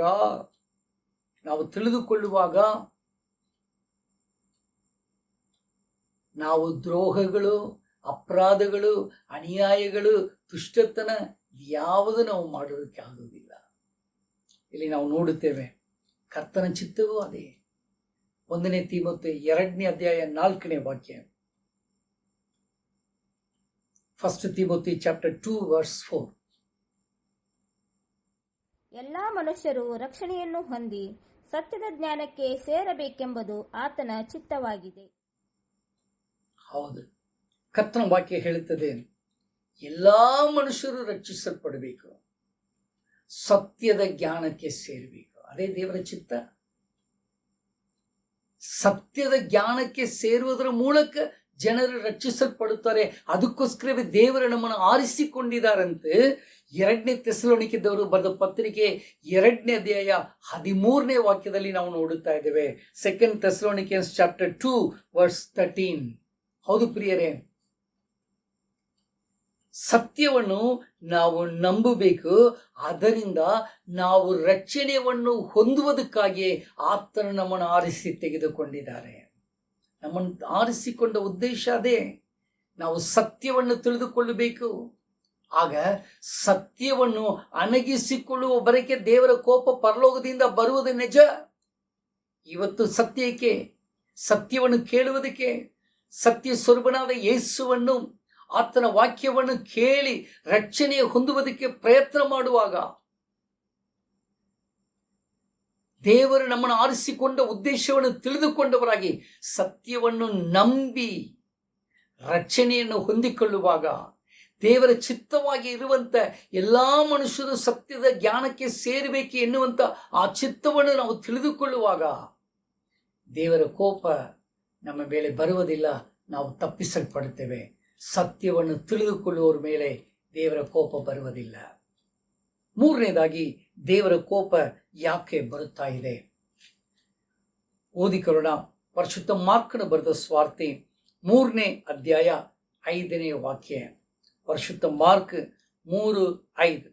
ಆಗ ಆತನು ಅವರ ಮನಸ್ಸು ಕಲ್ಲಾಗಿರುವುದನ್ನು ಕಂಡು ದುಃಖಪಟ್ಟು ಕೋಪದಿಂದ ಸುತ್ತಲೂ ಅವರನ್ನು ನೋಡಿ ಆ ಮನುಷ್ಯನಿಗೆ, ನಿನ್ನ ಕೈ ಚಾಚು ಎಂದು ಹೇಳಿದನು. ಅವನು ಚಾಚಿದನು, ಕೈ ವಾಸಿಯಾಯಿತು. ಇದರಲ್ಲಿ ನಾವು ನೋಡುವಂತ ಸಂಗತಿ, ಯೇಸು ಕ್ರಿಸ್ತು ಸಭಾಮಂದಿರದಲ್ಲಿ ಅಲ್ಲಿ ಪ್ರವೇಶ ಮಾಡುತ್ತಿದ್ದ ಸಂದರ್ಭದಲ್ಲಿ ಒಂದು ಘಟನೆಯನ್ನು ನಾವು ನೋಡುತ್ತಾ ಇದ್ದೇವೆ. ಅಲ್ಲಿ ಕೈ ಬತ್ತಿದ ಒಬ್ಬ ಮನುಷ್ಯನಿದ್ದ. ಸಬ್ಬದ ದಿನದಲ್ಲಿ ಯೇಸು ಕ್ರಿಸ್ತು ಅವನಿಗೆ ಸ್ವಸ್ಥ ಮಾಡುತ್ತಾರೋ ಎಂದು ಎಲ್ಲರೂ ನೋಡುತ್ತಾ ಇದ್ದರು. ಯೇಸು ಕ್ರಿಸ್ತು ಆ ಕೈ ಬತ್ತಿದ ಮನುಷ್ಯನನ್ನು ತನ್ನ ಮುಂದೆ ನಿಲ್ಲಿಸಿ ಜನರು ಸುತ್ತಲೂ ನೋಡಿ, ಸಬ್ಬದ ದಿನದಲ್ಲಿ ಒಳ್ಳೆ ಮೇಲು ಮಾಡುವುದು ಅಥವಾ ಕೇಡು ಮಾಡುವುದು ಯಾವುದು ಒಳ್ಳೆಯದು ಎಂದು ಕೇಳಲು ಅವರು ಸುಮ್ಮನೆ ಇದ್ದರು. 4ನೇ ವಾಕ್ಯದಲ್ಲಿ ನೋಡುತ್ತೇವೆ, ಸುಮ್ಮನೆ ಇದ್ದರು. ಆಗ 5ನೇ ವಾಕ್ಯದಲ್ಲಿ ನಾವು ಓದಿದ ಆ ವಾಕ್ಯದ ಪ್ರಕಾರ ಅವರ ಹೃದಯ ಕಠಿಣವಾದ ಕಾರಣ ದೇವರು ಕೋಪಗೊಂಡರು. ಪ್ರಿಯ ದೇವ ಜನರೇ, 3ನೇ ಸಂಗತಿ, ಹೃದಯ ಕಠಿಣವಾಗುವಾಗ ದೇವರ ಕೋಪ ಬರುವಂತದಾಗಿದೆ. ದೇವರ ಕೋಪ ಬರುವಂತದಾಗಿದೆ. ಒಳ್ಳೆಯದು ಮಾಡಬೇಕಂತ ಅವ್ರಿಗೆ ಗೊತ್ತುಂಟು, ಆದರೂ ಅವರ ಹೃದಯವನ್ನು ಕಠಿಣ ಮಾಡಿಕೊಂಡವರಾಗಿದ್ದಾರೆ. ಒಬ್ಬನಿಗೆ ಒಳ್ಳೆಯದಾಯ್ತಂದ್ರೆ ಅವ್ರಿಗೆ ಮನಸ್ಸಿಲ್ಲ, ಒಬ್ಬರಿಗೆ ಒಳ್ಳೆಯದಾಗುತ್ತದ ಮನಸ್ಸಿಲ್ಲ. ಅವ್ರು ಏನ್ ಮಾಡುತ್ತಾ ಇದ್ದಾರೆ? ಸುಮ್ಮನೆ ಇದ್ದರು. ಯೇಸುವಿನ ಪ್ರಶ್ನೆಗೆ ಅವ್ರು ಸುಮ್ಮನೆ ಇದ್ದು ಬಿಟ್ಟಿದ್ದಾರೆ, ಉತ್ತರ ಕೊಟ್ಟಿಲ್ಲ. ಆಗ ಯೇಸು ಕೋಪಗೊಂಡರು. ಹೃದಯ ಕಠಿಣವಾಗಿದ್ದರಿಂದ ಯೇಸು ಕೋಪಗೊಳ್ಳುವಂತವರಾಗಿದ್ದಾರೆ. ಇವತ್ತು ಏನು ಹೃದಯ ಕಠಿಣ ಅಂದ್ರೆ ಏನು? ಓದಿಕೊಳ್ಳೋಣ. ಜಕರಿಯ ಪ್ರವಾದಿಯ ಗ್ರಂಥ 7ನೇ ಅಧ್ಯಾಯ 12ನೇ ವಾಕ್ಯ. ಜಕರಿಯ ಚಾಪ್ಟರ್ 7 ವರ್ಸ್ 12. ಧರ್ಮೋಪದೇಶವನ್ನು ಸೇನಾಧೀಶ್ವರ ಯೆಹೋವನು ಪೂರ್ವಕಾಲದ ಪ್ರವಾದಿಗಳ ಮೂಲಕ ತನ್ನ ಆತ್ಮನಿಂದ ಹೇಳಿಸಿದ ಮಾತುಗಳನ್ನೂ ಕೇಳಬಾರದೆಂದು ತಮ್ಮ ಹೃದಯಗಳನ್ನು ವಜ್ರದಷ್ಟು ಕಠಿಣಪಡಿಸಿಕೊಂಡರು. ಆದ ಕಾರಣ ಸೇನಾಧೀಶ್ವರ ಯೆಹೋವನಿಂದ ಅತಿ ರೌದ್ರವು ಅವರ ಮೇಲೆ ಬಿತ್ತು. ಪ್ರಿಯ ದೇವ ಜನರೇ, ಇಲ್ಲಿ ನಾವು ನೋಡುತ್ತೇವೆ, ಧರ್ಮಶಾಸ್ತ್ರವನ್ನು ಸೇನಾಧೀಶ್ವರನಾದ ಯೆಹೋವನು ತನ್ನ ಪರಿಶುದ್ಧಾತ್ಮನ ಮೂಲಕ ಪ್ರವಾದಿಗಳ ಮುಖಾಂತರವಾಗಿ ಹೇಳಿ ಕಳಿಸಿದ ವಾಕ್ಯಗಳನ್ನು ಕೇಳದ ರೀತಿಯಲ್ಲಿ ತಮ್ಮ ಹೃದಯವನ್ನು ಕಠಿಣ ಮಾಡಿಕೊಂಡಿದ್ದಾರೆ. ಆದ ಕಾರಣ ದೇವರ ಮಹಾ ಉಗ್ರ ಕೋಪ ಬಂದಿದೆ. ಕರ್ತನಿಂದ ಉಂಟಾಯಿತು. ಕರ್ತನಿಂದ ದೇವರ ಉಗ್ರ ಕೋಪ ಬರ್ತದ. ಕಾರಣ ಸತ್ಯವಾಕ್ಯವನ್ನು ಕೇಳುವುದಕ್ಕೆ ನಾವು ಮನಸ್ಸಿಲ್ಲದವರಾಗಿರುವಾಗ. ಎರಡನೇದಾಗಿ, ದೇವ ಸೇವಕರ ಮೂಲಕ ಕೊಡುವಂತ ಕಾರ್ಯಗಳನ್ನು ಕೇಳದೆ ಹೋಗುವಾಗ, ಪ್ರವಾದಿಗಳನ್ನು ನಾನು ಕಳಿಸಿಕೊಟ್ಟು ನಿಮಗೆ ಹೇಳಿದನಲ್ಲ, ಇದೆಲ್ಲ ನೀವು ಕೇಳದೆ ಹೋದ ಕಾರಣ ದೇವರ ಉಗ್ರ ಕೋಪ ಬಂದುಬಿಟ್ಟಿದೆ. ಮಹಾಭಯಂಕರವಾದ ಕೋಪ. ಪ್ರಿಯ ದೇವ ಜನರೇ, ಇವತ್ತು ನಾವು ಪರೀಕ್ಷಿಸಿಕೊಳ್ಳಬೇಕಾಗಿದೆ.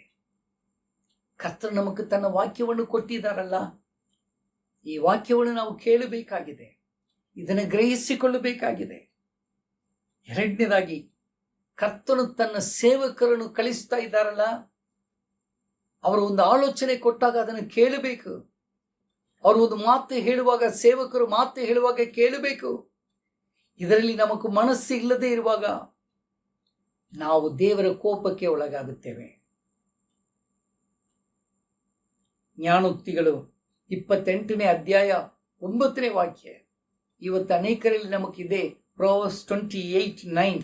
ಇದರಲ್ಲಿ ಧರ್ಮೋಪದೇಶಕ್ಕೆ ಕಿವಿ ಕೊಡದವನು ಮಾಡುವಂತ ಪ್ರಾರ್ಥನೆ ಅಸಹ್ಯ ಎಂಬುದಾಗಿ. ಅಂದರೆ ಕರ್ತನ ವಾಕ್ಯಕ್ಕೆ ಕಿವಿ ಕೊಡದೆ ಎಷ್ಟು ಪ್ರಾರ್ಥನೆ ಮಾಡಿದರೂ ಸಹ ಅದು ದೇವರ ದೃಷ್ಟಿಯಲ್ಲಿ ಅಸಹ್ಯವಾಗಿರುತ್ತದೆ. ದೇವರದನ್ನು ಲೆಕ್ಕಕ್ಕೆ ತರುವುದೇ ಇಲ್ಲ. ಎಷ್ಟು ಪ್ರಾರ್ಥನೆ ಮಾಡಿದರೂ ನೋ ಯೂಸ್. ಪ್ರಿಯ ದೇವ ಜನರೇ, ಇವತ್ತು ಕರ್ತನೆ ಹೇಳ್ತಾ ಇದ್ದಾರೆ, ನನ್ನ ವಾಕ್ಯವನ್ನು ನೀನು ನಂಬು, ನನ್ನ ವಾಕ್ಯವನ್ನು ನೀನು ಕೇಳಿಕೋ, ಅದನ್ನು ಗ್ರಹಿಸಿಕೋ. ನಾನು ನನ್ನ ಪ್ರವಾದಿಗಳ ಮೂಲಕ, ನನ್ನ ಸೇವಕರ ಮೂಲಕ ನಿನಗೆ ಕಳಿಸುತ್ತಾ ಇರುವಂಥ ವಾಕ್ಯಕ್ಕೆ ನೀನು ಕಿವಿ ಕೊಡಬೇಕು. ಅವರು ಹೇಳುವಂಥ ಆಲೋಚನೆ ಕೇಳಬೇಕು. ದೇವರು ಎಲ್ಲ ಕಡೆ ಎಲ್ಲರ ಸಂದರ್ಭದಲ್ಲಿ ಮಾತನಾಡುವುದಿಲ್ಲ. ದೇವ ಸೇವಕರು ನಿಮ್ಮ ವಿಷಯದಲ್ಲಿ ಏನೋ ಒಂದು ಮಾತು ಹೇಳ್ತಾ ಇದ್ದಾರಾ, ದೇವರು ನಿಮಗೆ ಕಳಿಸಿದ್ದಾರೆ ಅಂತ ನಂಬರಿ. ಅದರ ನಿಮಿತ್ತ ದೇವರ ಕೋಪಕ್ಕೆ ತಪ್ಪಿಸಿಕೊಳ್ಳುವುದಕ್ಕೆ ಸಾಧ್ಯ. 2ನೇ ಪೂರ್ವಕಾಲ ವೃತ್ತಾಂತ 25ನೇ ಅಧ್ಯಾಯದಲ್ಲಿ ನಾವು ನೋಡುತ್ತಾ ಇರ್ತೇವೆ. 16ನೇ ವಾಕ್ಯ ಸ್ಪೆಸಿಫಿಕ್ ಆಗಿ ನಾವು ಓದೋಣ. 2 Chronicles 25:16.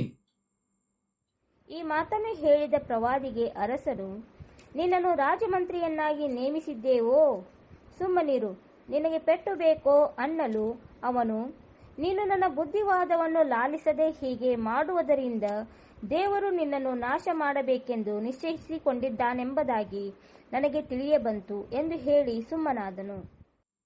ಇಲ್ಲಿ ನಾವು ನೋಡುವಂತ ಸಂಗತಿ ಪ್ರಿಯರೇ, ಯಹೂದ್ಯ ಅರಸನಾದ ಅಮತ್ಸಿಯ ರಾಜ ಪ್ರವಾದಿ ಒಬ್ಬನ ಮುಖಾಂತರವಾಗಿ ದೇವರು ಹೇಳಿದ ಮಾತನ್ನು ಕೇಳಲಿಲ್ಲ.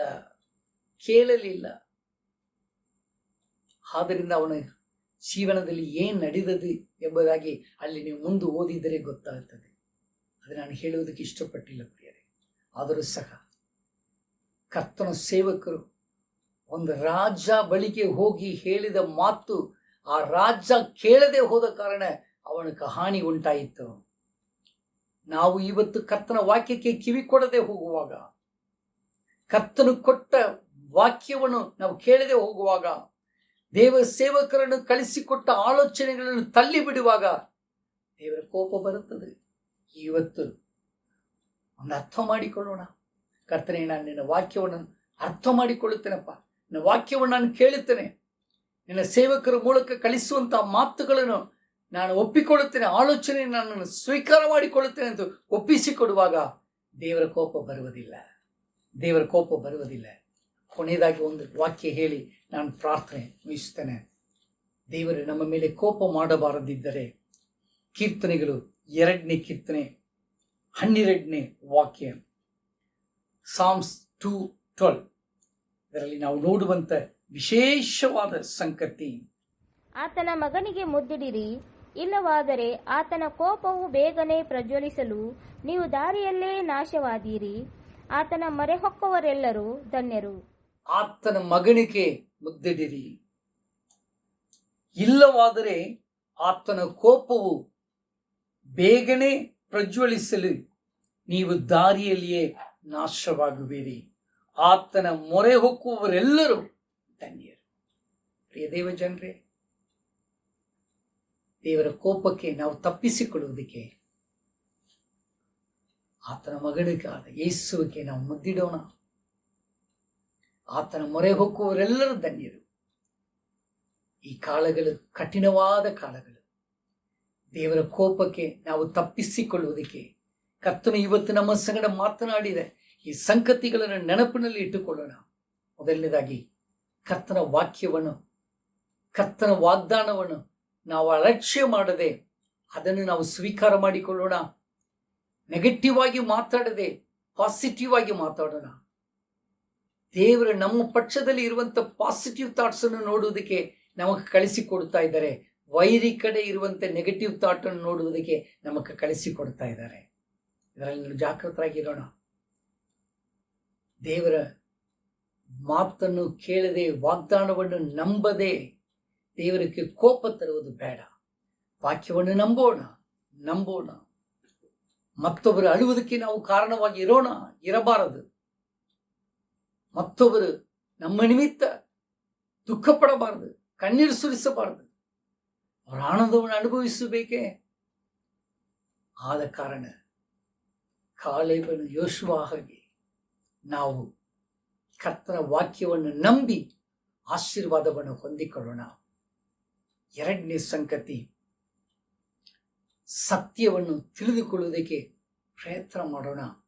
ಸತ್ಯದ ನಿಮಿತ್ತ ಸತ್ಯ ಸ್ವರೂಪನಾದ ಯೇಸುವನ್ನು ನಾವು ಸ್ವೀಕಾರ ಮಾಡಿಕೊಳ್ಳುವುದು ಮಾತ್ರ ಅಲ್ಲ, ಸತ್ಯದ ಜ್ಞಾನಕ್ಕೆ ಸೇರಿ ರಕ್ಷಣೆಯ ಹೊಂದುವುದಕ್ಕೋಸ್ಕರವೇ ಆತ ನಮ್ಮನ್ನು ಆರಿಸಿಕೊಂಡಿದ್ದಾರೆ, ಎಲ್ಲಾ ಜನರನ್ನು ಆರಿಸಿಕೊಂಡಿದ್ದಾರೆ ಎಂಬ ಸಂದೇಶವನ್ನು ಅವರಿಗೂ ನಾವು ಹೇಳೋಣ.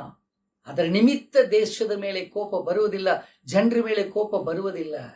ಸತ್ಯವನ್ನು ಅಣಗಿಸುವಂತ ಸಂಗತಿಗಳಾಗಿರುವಂತ ದ್ವೇಷ, ಕ್ರೋಧ, ಅಪರಾಧಗಳು, ದುಷ್ಟತನ ಇದೆಲ್ಲವನ್ನು ಬಿಟ್ಟು ಹೋಗುವುದಕ್ಕೆ, ಸತ್ಯವನ್ನು ಸ್ವೀಕಾರ ಮಾಡಿಕೊಳ್ಳುವುದಕ್ಕೆ ನಾವು ಪ್ರಯತ್ನ ಮಾಡೋಣ.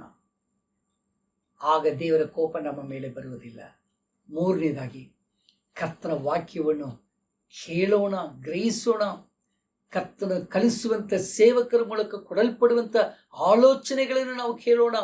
ಆಗ ದೇವರ ಕೋಪಕ್ಕೆ ನಾವು ಒಳಗಾಗುವುದಿಲ್ಲ.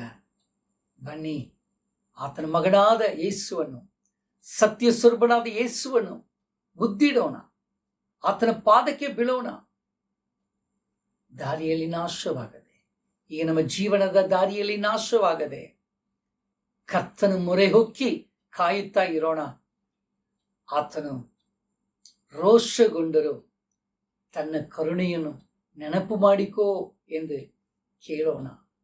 ಕರ್ತನು ನಮಗೆ ವಾಗ್ದಾನ ಮಾಡುತ್ತಾ ಇದ್ದಾರೆ, ನಾನು ಕೋಪಗೊಳ್ಳುವುದಿಲ್ಲ, ನಾನು ಇನ್ನು ಮುಂದೆ ಕೋಪ ಮಾಡುವುದಿಲ್ಲ. ಈ ವಾಕ್ಯದ ನಿಮಿತ್ತ ನಮ್ಮನ್ನು ಒಪ್ಪಿಸಿಕೊಳ್ಳುವಾಗ ಕರ್ತನ ನಮ್ಮ ಮೇಲೆ ಕೋಪ ಮಾಡುವುದಿಲ್ಲ, ಕರ್ತನ ನಮ್ಮ ಮೇಲೆ ಕೋಪ ಮಾಡುವುದಿಲ್ಲ.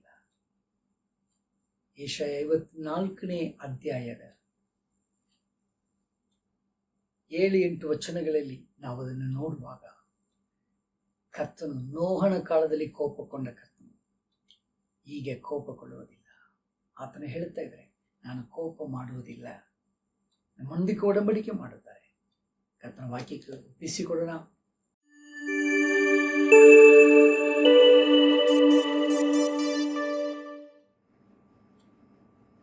ಬನ್ನಿ, ನಾವೆಲ್ಲರೂ ಪ್ರಾರ್ಥನೆ ಮಾಡೋಣ. ಪ್ರೀತಿ ಸ್ವರೂಪನಾದ ತಂದೆಯೇ, ಈ ಆರಾಧನೆಯಲ್ಲಿ ನೀವು ನಮ್ಮ ಸಂಗಡ ಪ್ರಸನ್ನನಾಗಿ ಎಳೆದು ಬಂದು ನಿನ್ನ ಮಹಿಮೆಯನ್ನು ತೋರ್ಪಡಿಸಿದ್ದ ದಯಕ್ಕಾಗಿ ಸ್ತೋತ್ರ. ಹಾಡುಗಳ ಮೂಲಕ ನಿನ್ನನ್ನು ಮಹಿಮೆಪಡಿಸಿಕೊಂಡಿದೆ. ಕರ್ತನೆ, ವಾಕ್ಯದ ನಿಮಿತ್ತ ಪ್ರತಿಯೊಬ್ಬೊಬ್ಬರನ್ನು ತೃಪ್ತಿಪಡಿಸಿದಿ, ಪ್ರಾರ್ಥನೆಗಳನ್ನು ಲಾಲಿಸಿದಿ.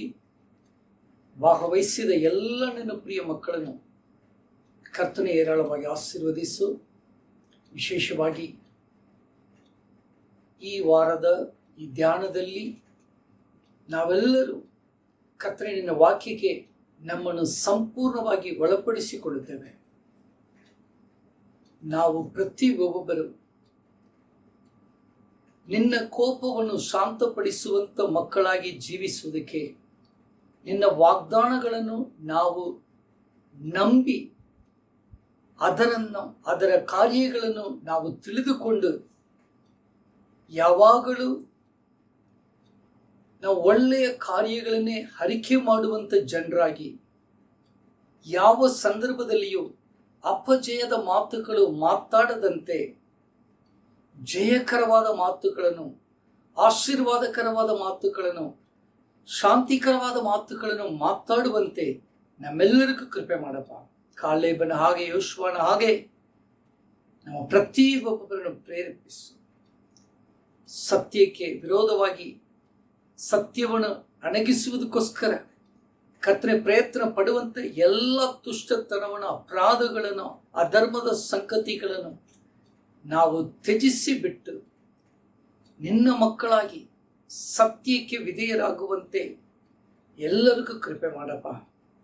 ಮಾತ್ರವಲ್ಲ, ನಾವು ವಾಕ್ಯವನ್ನು ನಾವು ಕೇಳುವವರಾಗಿ ಅದನ್ನು ಗ್ರಹಿಸಿಕೊಂಡು ನೀ ನಮಗೆ ತಂದಿರುವಂಥ ಪ್ರವಾದಿಗಳಾಗಿರುವಂಥ ಸೇವಕರ ಮುಖಾಂತರವಾಗಿ ಬರುವಂಥ ಆಲೋಚನೆಗಳನ್ನು ನಾವು ತಳ್ಳಿ ಬಿಡದೆ ಕರ್ತನೇ ನಮ್ಮ ಜೀವನದಲ್ಲಿ ಅದನ್ನು ಅಳವಡಿಸಿಕೊಂಡು ಅದರಂತೆ ನಡೆಯುವಂತೆ ನಮ್ಮೆಲ್ಲರಿಗೂ ಕೃಪೆ ಮಾಡು.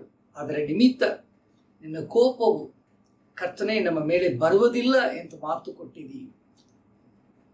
ನಿನ್ನ ಕೋಪ ಕ್ಷಣ ಮಾತ್ರಪ್ಪ, ಆದರೆ ನೀನು ಕರುಣಾಮಯನು, ಪೂರ್ಣ ಕರುಣೆಯನ್ನು ತೋರಿಸುವಂಥ ದೇವರಾಗಿದೆ. ನಾನು ನಿನ್ನೊಂದಿಗೆ ಕೋಪ ಮಾಡುವುದಿല്ലെಂದು ಒಡಂಬಡಿಕೆ ಮಾಡಿಕೊಂಡದ್ದು ಕರ್ತನೇ, ನಿಮ್ಮ ನಾಮವನ್ನು ನಾವು ಸ್ತುತಿಸ್ತೇವೆ, ಘನಪಡಿಸ್ತೇವೆ ಸ್ವಾಮಿ. ಈಗಲೂ ಕರ್ತನೆ, ನಾವು ಮನಸ್ಸಿನಿಂದ ಈ ಕಾಲಗಳಲ್ಲಿ ಈ ಕೊರೋನಾ ಕಾಟದಿಂದ ನರಳುತ್ತಾ ಇರುವಂಥ ಎಲ್ಲ ಜನರಿಗಾಗಿ ನಾವು ಪ್ರಾರ್ಥಿಸ್ತೇವಪ್ಪ. ನಿನ್ನ ಕೋಪ ಬೇಡ ಸ್ವಾಮಿ, ನಿನ್ನ ದಯೆ ತೋರಿಸುವ ಕರ್ತನೆ, ನಿನ್ನ ಮಹಾ ಕರುಣೆಯನ್ನು ನೆನಪು ಮಾಡಿಕೋ ಕರ್ತನೆ. ನೀನು ರೋಷಗೊಂಡರೂ ನಿನ್ನ ಕರುಣೆಯನ್ನು ನೆನಪು ಮಾಡಿಕೊಂಡು ಪ್ರತಿಯೊಬ್ಬೊಬ್ಬರನ್ನು ಬಿಡುಗಡೆ ಮಾಡಬೇಕಾಗಿ ಬೇಡಿಕೊಳ್ತೇವೆ ಸ್ವಾಮಿ. ಅನೇಕರು ಕರ್ತನೆ ಇದರಲ್ಲಿ ತೊಂದರೆಗೆ ಒಳಗಾಗಿ ನರಳುತ್ತಾ ಇದ್ದಾರಪ್ಪ. ನಾವು ಬದುಕಿರುವುದು ನಿನ್ನ ಕೃಪೆ ಸ್ವಾಮಿ. ನಮ್ಮಿಂದ ಏನಿಲ್ಲ ಸ್ವಾಮಿ, ನಮ್ಮ ಬಲದಿಂದ ಏನೂ ಅಲ್ಲ ಕರ್ತನೆ. ನಾವು ಹೊಗಳಿಕೊಳ್ಳುವಷ್ಟು ನಮ್ಮಲ್ಲಿ ಏನು ಯಾವುದೇ ಸಂಗತಿಗಳು ಇಲ್ಲ ಕರ್ತನೆ. ನಮ್ಮನ್ನು ಸಂಪೂರ್ಣವಾಗಿ ತಗ್ಗಿಸಿಕೊಳ್ಳುತ್ತೇವೆ. ನಿನ್ನ ಪಾದ ಬಳಿಯಲ್ಲಿ ಒಂದು ಜನರಿಗಾಗಿ ನಾವು ಬೇಡಿಕೊಳ್ಳುತ್ತೇವೆ ಕರ್ತನೆ. ನಾವು ನಾಶವಾಗದೆ ಇರುವುದು ನಿನ್ನ ಕೃಪೆಯಿಂದಲೇ ಕರ್ತನೆ. ಅದನ್ನು ಆದುಕೊಂಡವರಾಗಿ ನಿನ್ನ ಕೋಪವನ್ನು ಶಾಂತಪಡಿಸುವುದಕ್ಕೆ ಮೋಸೆ ಆಗಿ ನಾವೆಲ್ಲರೂ ಕೂಡಿ ಕರ್ತನೆ ನಿನ್ನ ಪಾದ ಬಳಿಯಲ್ಲಿ ಬೇಡುತ್ತಾ ಇದ್ದೇವೆ ಕರ್ತನೆ. ಕೊರೋನಾ ಕಾಟದಿಂದ ನಮ್ಮ ದೇಶದ ಜನರನ್ನು ಬಿಡುಗಡೆ ಮಾಡು ಸ್ವಾಮಿ. ನಿನಗೆ ಅಸಾಧ್ಯವಾದದ್ದು ಯಾವುದೂ ಇಲ್ಲಪ್ಪ. ಅನೇಕ ರೀತಿಯಲ್ಲಿ ನಾವು ನ್ಯೂಸ್ ಕೇಳುತ್ತಾ ಇದ್ದೇವೆ ಕರ್ತನೆ. ನೀನೇ ಇದರಿಂದ ಬಿಡುಗಡೆ ಕೊಡುವುದಕ್ಕೆ ನಿಮಗೆ ಮಾತ್ರ ಸಾಧ್ಯ ಉಂಟಪ್ಪ. ನಿನ್ನಿಂದಲೇ ಸಾಧ್ಯ ಕರ್ತನೆ. ಕಣಿಕರಿಸು ನಮ್ಮ ದೇಶವನ್ನು ಕಣಿಕರಿಸು ಕರ್ತನೆ. ಪ್ರತಿಯೊಂದು ರಾಜ್ಯಗಳನ್ನು ಕಣಿಕರಿಸು, ವಿಶೇಷವಾಗಿ ಜನರನ್ನು ಕಣಿಕರಿಸಪ್ಪ. ನಮ್ಮ ಮೇಲೆ ದಯೆ ತೋರಿಸು. ಈ ಕೊರೋನಾ ಕಾಟವು ಯೇಸುವಿನ ನಾಮದಲ್ಲಿ ಸಂಪೂರ್ಣವಾಗಿ ಲಯವಾಗಲಿ. ಆ ಕ್ರಿಯೆಗಳು ಪಾತಾಳದಲ್ಲಿ ಬಂಧಿಸಲ್ಪಡಲಿ ಸ್ವಾಮಿ. ಕರ್ತನೆ, ಪ್ರತಿಯೊಬ್ಬೊಬ್ಬರಿಗೂ ಬಿಡುಗಡೆ ಉಂಟಾಗಲಿ. ನಾವು ವಾಕ್ಯವನ್ನು ದೂತನೆಂಬ ಹಾಗೆ ಕಳಿಸಿ ಪ್ರತಿಯೊಬ್ಬೊಬ್ಬರನ್ನು ಬಿಡುಗಡೆ ಮಾಡುವೆನೆಂದು 107ನೇ ಕೀರ್ತನೆ 20ನೇ ವಾಕ್ಯದಲ್ಲಿ ಹೇಳಿರುವ ಪ್ರಕಾರವೇ ಕರ್ತನೆ, ಪ್ರತಿಯೊಬ್ಬೊಬ್ಬರ ಸಂಕಟ ನಿನ್ನ ವಾಕ್ಯದ ನಿಮಿತ್ತ ಕಾರ್ಯ ಮಾಡು. ಅವರು ಪುನಃ ಜೀವ ಹೊಂದಿಕೊಳ್ಳಿ ಸ್ವಾಮಿ. ಪುನಃ ಆಶೀರ್ವಾದ ಹೊಂದಿಕೊಳ್ಳಲಿ. ರೋಗದಿಂದ ಬಿಡುಗಡೆ ಹೊಂದಿಕೊಳ್ಳಿ ಸ್ವಾಮಿ.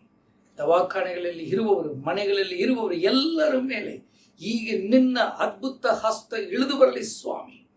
Thank you lord. ನನ್ನ ಬಾಸುಂಡೆಗಳಿಂದ ನಾವು ಗುಣ ಹೊಂದಿದ್ದೇವೆಂದು 1 ಪೇತ್ರ 2:24 ನಾವು ಓದುವ ಪ್ರಕಾರ ಕರ್ತನೇ, ನಿನ್ನ ಬಾಸುಂಡೆಗಳಿಂದ ಪ್ರತಿಯೊಬ್ಬರನ್ನು ಗುಣಪಡಿಸು. ನಿನ್ನ ವಿಶೇಷ ಆರೋಗ್ಯ ಒಬ್ಬೊಬ್ಬರ ಮೇಲೆ ಇದೇ ಗಳಿಗೆಯಲ್ಲಿ ಇಳಿದು ಬರಲಿ ಸ್ವಾಮಿ. ಕರ್ತನೆ, ಮತ್ತೇನು ಬರೆದ ಸ್ವಾರ್ಥಿ 8ನೇ ಅಧ್ಯಾಯ 3ನೇ ವಾಕ್ಯದಲ್ಲಿ ಆ ಕುಷ್ಠರೋಗಿ ನೋಡಿ ಹೇಳಿದಿ, ನನಗೆ ಮನಸ್ಸುಂಟು ಶುದ್ಧವಾಗೆಂದು ಹೇಳಿದೆಯಪ್ಪ. ಕರ್ತನೆ, ಎಲ್ಲರ ಆರೋಗ್ಯವಾಗಿ ಇರುವುದೇ ನಿನ್ನ ಮನಸ್ಸು ಕರ್ತನೆ. ನಿನ್ನ ಮನಸ್ಸಿನ ಪ್ರಕಾರ ಪ್ರತಿಯೊಬ್ಬೊಬ್ಬರ ಆರೋಗ್ಯ ಹೊಂದಿಕೊಳ್ಳಲಿ, ಶುದ್ಧವಾಗಲಿ ಸ್ವಾಮಿ. ಬಿಡುಗಡೆಯನ್ನು ಅನುಭವಿಸಲಿ ಸ್ವಾಮಿ. ಕರ್ತನೆ, ಎಲ್ಲ ನೋವುಗಳು ಮರೆಯಾಗಲಿ. ಇದರ ನಿಮಿತ್ತ ಕರ್ತನೆ, ಅನೇಕರಿಗೆ ಇರುವಂಥ ಭಯ ಯೇಸುವಿನ ನಾಮದಲ್ಲಿ ತೆಗೆಯಲ್ಪಡಲಿ. ಭಯವನ್ನು ತರುತ್ತಾ ಇರುವಂಥ ಎಲ್ಲ ವೈರ್ಯ ಕುತಂತ್ರಗಳನ್ನು, ಎಲ್ಲ ಶೈತಾನ ಕುತಂತ್ರಗಳನ್ನು ಯೇಸು ಕ್ರಿಸ್ತರ ಹೆಸರಲ್ಲಿ ಸಂಪೂರ್ಣವಾಗಿ ಲಯ ಮಾಡುತ್ತೇನೆ. Thank you lord. ಭಯದಿಂದ ಬಿಡುಗಡೆ ಹೊಂದಿಕೊಳ್ಳಿ ಸ್ವಾಮಿ. ಹೆದರಬೇಡ, ನಾನು ನಿನ್ನ ಸಂಗಡ ಇದ್ದೇನೆಂದು ಮಾತು ಕೊಟ್ಟ ಕರ್ತನೆ, ಪ್ರತಿ ಒಬ್ಬೊಬ್ಬರ ಸಂಗಡ ಇದ್ದು ಕರ್ತನೆ ಧೈರ್ಯಪಡಿಸುವುದಕ್ಕಾಗಿ ಸ್ತೋತ್ರ ಕರ್ತನೆ. ಎಲ್ಲರ ಕಣ್ಣೀರನ್ನು ಒರೆಸಪ್ಪ, ನೋವೆಲ್ಲ ತೆಗೆಯಲ್ಪಡಲಿ ಸ್ವಾಮಿ. ಕರ್ತನೆ, ಈಗಲೂ ದವಾಖಾನೆಯಲ್ಲಿ ಔಷಧಕ್ಕೋಸ್ಕರ, ಮೆಡಿಸಿನ್ಗಾಗಿ, ಕರ್ತನೆ ಆಕ್ಸಿಜನ್ ಸಿಲಿಂಡರ್ಗಾಗಿ, ಬೆಡ್ಕ್ಕಾಗಿ ನರಳುತ್ತಾ ಇರುವಂಥ ಜನರಿಗೆ ಈಗ ಒಂದು ಅದ್ಭುತ ಆಗಲಿ. ಅವರು ಕರ್ತನೆ ಪೂರ್ಣ ಆರೋಗ್ಯ ಹೊಂದಿ ತಮ್ಮ ತಮ್ಮ ಮನೆಗಳಿಗೆ ಹೋಗುವಂತೆ ಕೃಪೆ ಮಾಡಪ್ಪ. ದವಾಖಾನೆಗಳಿಂದ ಎಲ್ಲರ ಮನೆಗಳಿಗೆ ಹೋಗುವಂತೆ ಕರ್ತನೆ ನಿನ್ನ ವಿಶೇಷ ಬಿಡುಗಡೆಯನ್ನು ಇದೇ ಗಳಿಗೆ ಘೋಷಿಸಲು ಬೇಡುತ್ತೇವೆ ಸ್ವಾಮಿ. ನೀನು ಸರ್ವಶಕ್ತನು ಕಾರ್ಯ ಮಾಡುವ ದೇವರಾಗಿದ್ದಿ ಕರ್ತನೆ. ಕರ್ತನೆ ಈ ಕಾರ್ಯಕ್ಕಾಗಿ ನಮ್ಮ ದೇಶದ ನಾಯಕರುಗಳು, ಕರ್ತನೆ ಡಾಕ್ಟರ್ಸ್ಗಳು, ನರ್ಸಸ್ಗಳು, ಕರ್ತನೆ ಹಾಗೆ ಮುಂದೆ ನಿಂತು ಕೆಲಸ ಮಾಡುವಂತೆ ಎಲ್ಲ ಅಧಿಕಾರಿಗಳಿಗಾಗಿ ನಾವು ಪ್ರಾರ್ಥಿಸ್ತೇವೆ ಕರ್ತನೆ. ಎಲ್ಲರಿಗೂ ವಿಶೇಷ ಕೃಪೆ ತೋರಿಸಪ್ಪ, ವಿಶೇಷ ಜ್ಞಾನ ತೋರಿಸು ಕರ್ತನೆ. ಉತ್ತಮವಾದ ರೀತಿಯಲ್ಲಿ ಇದನ್ನು ಕರ್ತನೆ ಈ ಕಾರ್ಯವನ್ನು ದಾಟುವುದಕ್ಕೆ ತಕ್ಕಂತ ಆಲೋಚನೆಯನ್ನು ಪರಲೋಕದಿಂದ ಒಬ್ಬೊಬ್ಬರಿಗೂ ದಯಪಾಲಿಸು ಕರ್ತನೆ. ಯಾರಿಗೂ ಯಾವ ಹಾನಿಯು ಉಂಟಾಗಬಾರ್ದಪ್ಪ ಕರ್ತನೆ. ಅನೇಕ ಸಾವಿನ ಸುದ್ದಿಗಳು ನಾವು ಕೇಳುತ್ತಾ ಇದ್ದೇವೆ. ಇನ್ನು ಮೇಲೆ ನಮ್ಮ ಕಿವಿಗಳಲ್ಲಿ ಬೀಳಬೇಡಪ್ಪ ಕರ್ತನೆ. ಕಣಿಕರಿಸು, ದೇಶದ ಜನರನ್ನು ಕಣಿಕರಿಸಪ್ಪ, ನಮ್ಮನ್ನು ಕಣಿಕರಿಸು ಕರ್ತನೆ. ನಮ್ಮ ಕರ್ತನಾದ ಯೇಸು ಕ್ರಿಸ್ತು ಶಿಲುಬೆಯ ಕಂಬದ ಕರ್ತನ ಆತನು ನೇತನಾಡುತ್ತಿದ್ದಾಗ ಕರ್ತನ ಆತನು ಹೊಂದಿದ ಆ ಬಾಧೆಗಳನ್ನು ನೆನಪು ಮಾಡಿ ನಮಗೆ ಈ ರೋಗದಿಂದ ಬಿಡುಗಡೆ ಉಂಟಾಗಲಿ ಅಂತ ನಾವು ಪ್ರಾರ್ಥಿಸ್ತೇವೆ. ಜನರಿಗೆ ಬಿಡುಗಡೆ ಉಂಟಾಗಲಿ ಅಂತ ನಾವು ಪ್ರಾರ್ಥಿಸ್ತೇವೆ. ನಮ್ಮ ಸ್ವನೀತಿ ಅಲ್ಲ ಕರ್ತನೆ. ಕರ್ತನೆ, ನಿನ್ನ ಬಾಧೆಗಳನ್ನು, ನೀನು ಪಟ್ಟ ನೋವುಗಳನ್ನು ಅದನ್ನು ನೆನಪು ಮಾಡಿ ಬಿಡುಗಡೆ ಕೊಡು ಸ್ವಾಮಿ. ಅದನ್ನು ಮಾತ್ರ ನಾವು ಎದುರು ನೋಡುತ್ತಾ ಇದ್ದೇವೆ, ನಿಮ್ಮನ್ನೇ ಎದುರು ನೋಡುತ್ತಾ ಇದ್ದೇವೆ. ಒಂದು ಅದ್ಭುತ ಉಂಟಾಗಲಿ. ಶಾಂತಿದಾಯಕನಾದ ದೇವರೇ, ಒಬ್ಬೊಬ್ಬರ ಜೀವನದಲ್ಲಿ ಕಾರ್ಯ ಮಾಡುವುದಕ್ಕಾಗಿ ಸ್ತೋತ್ರ.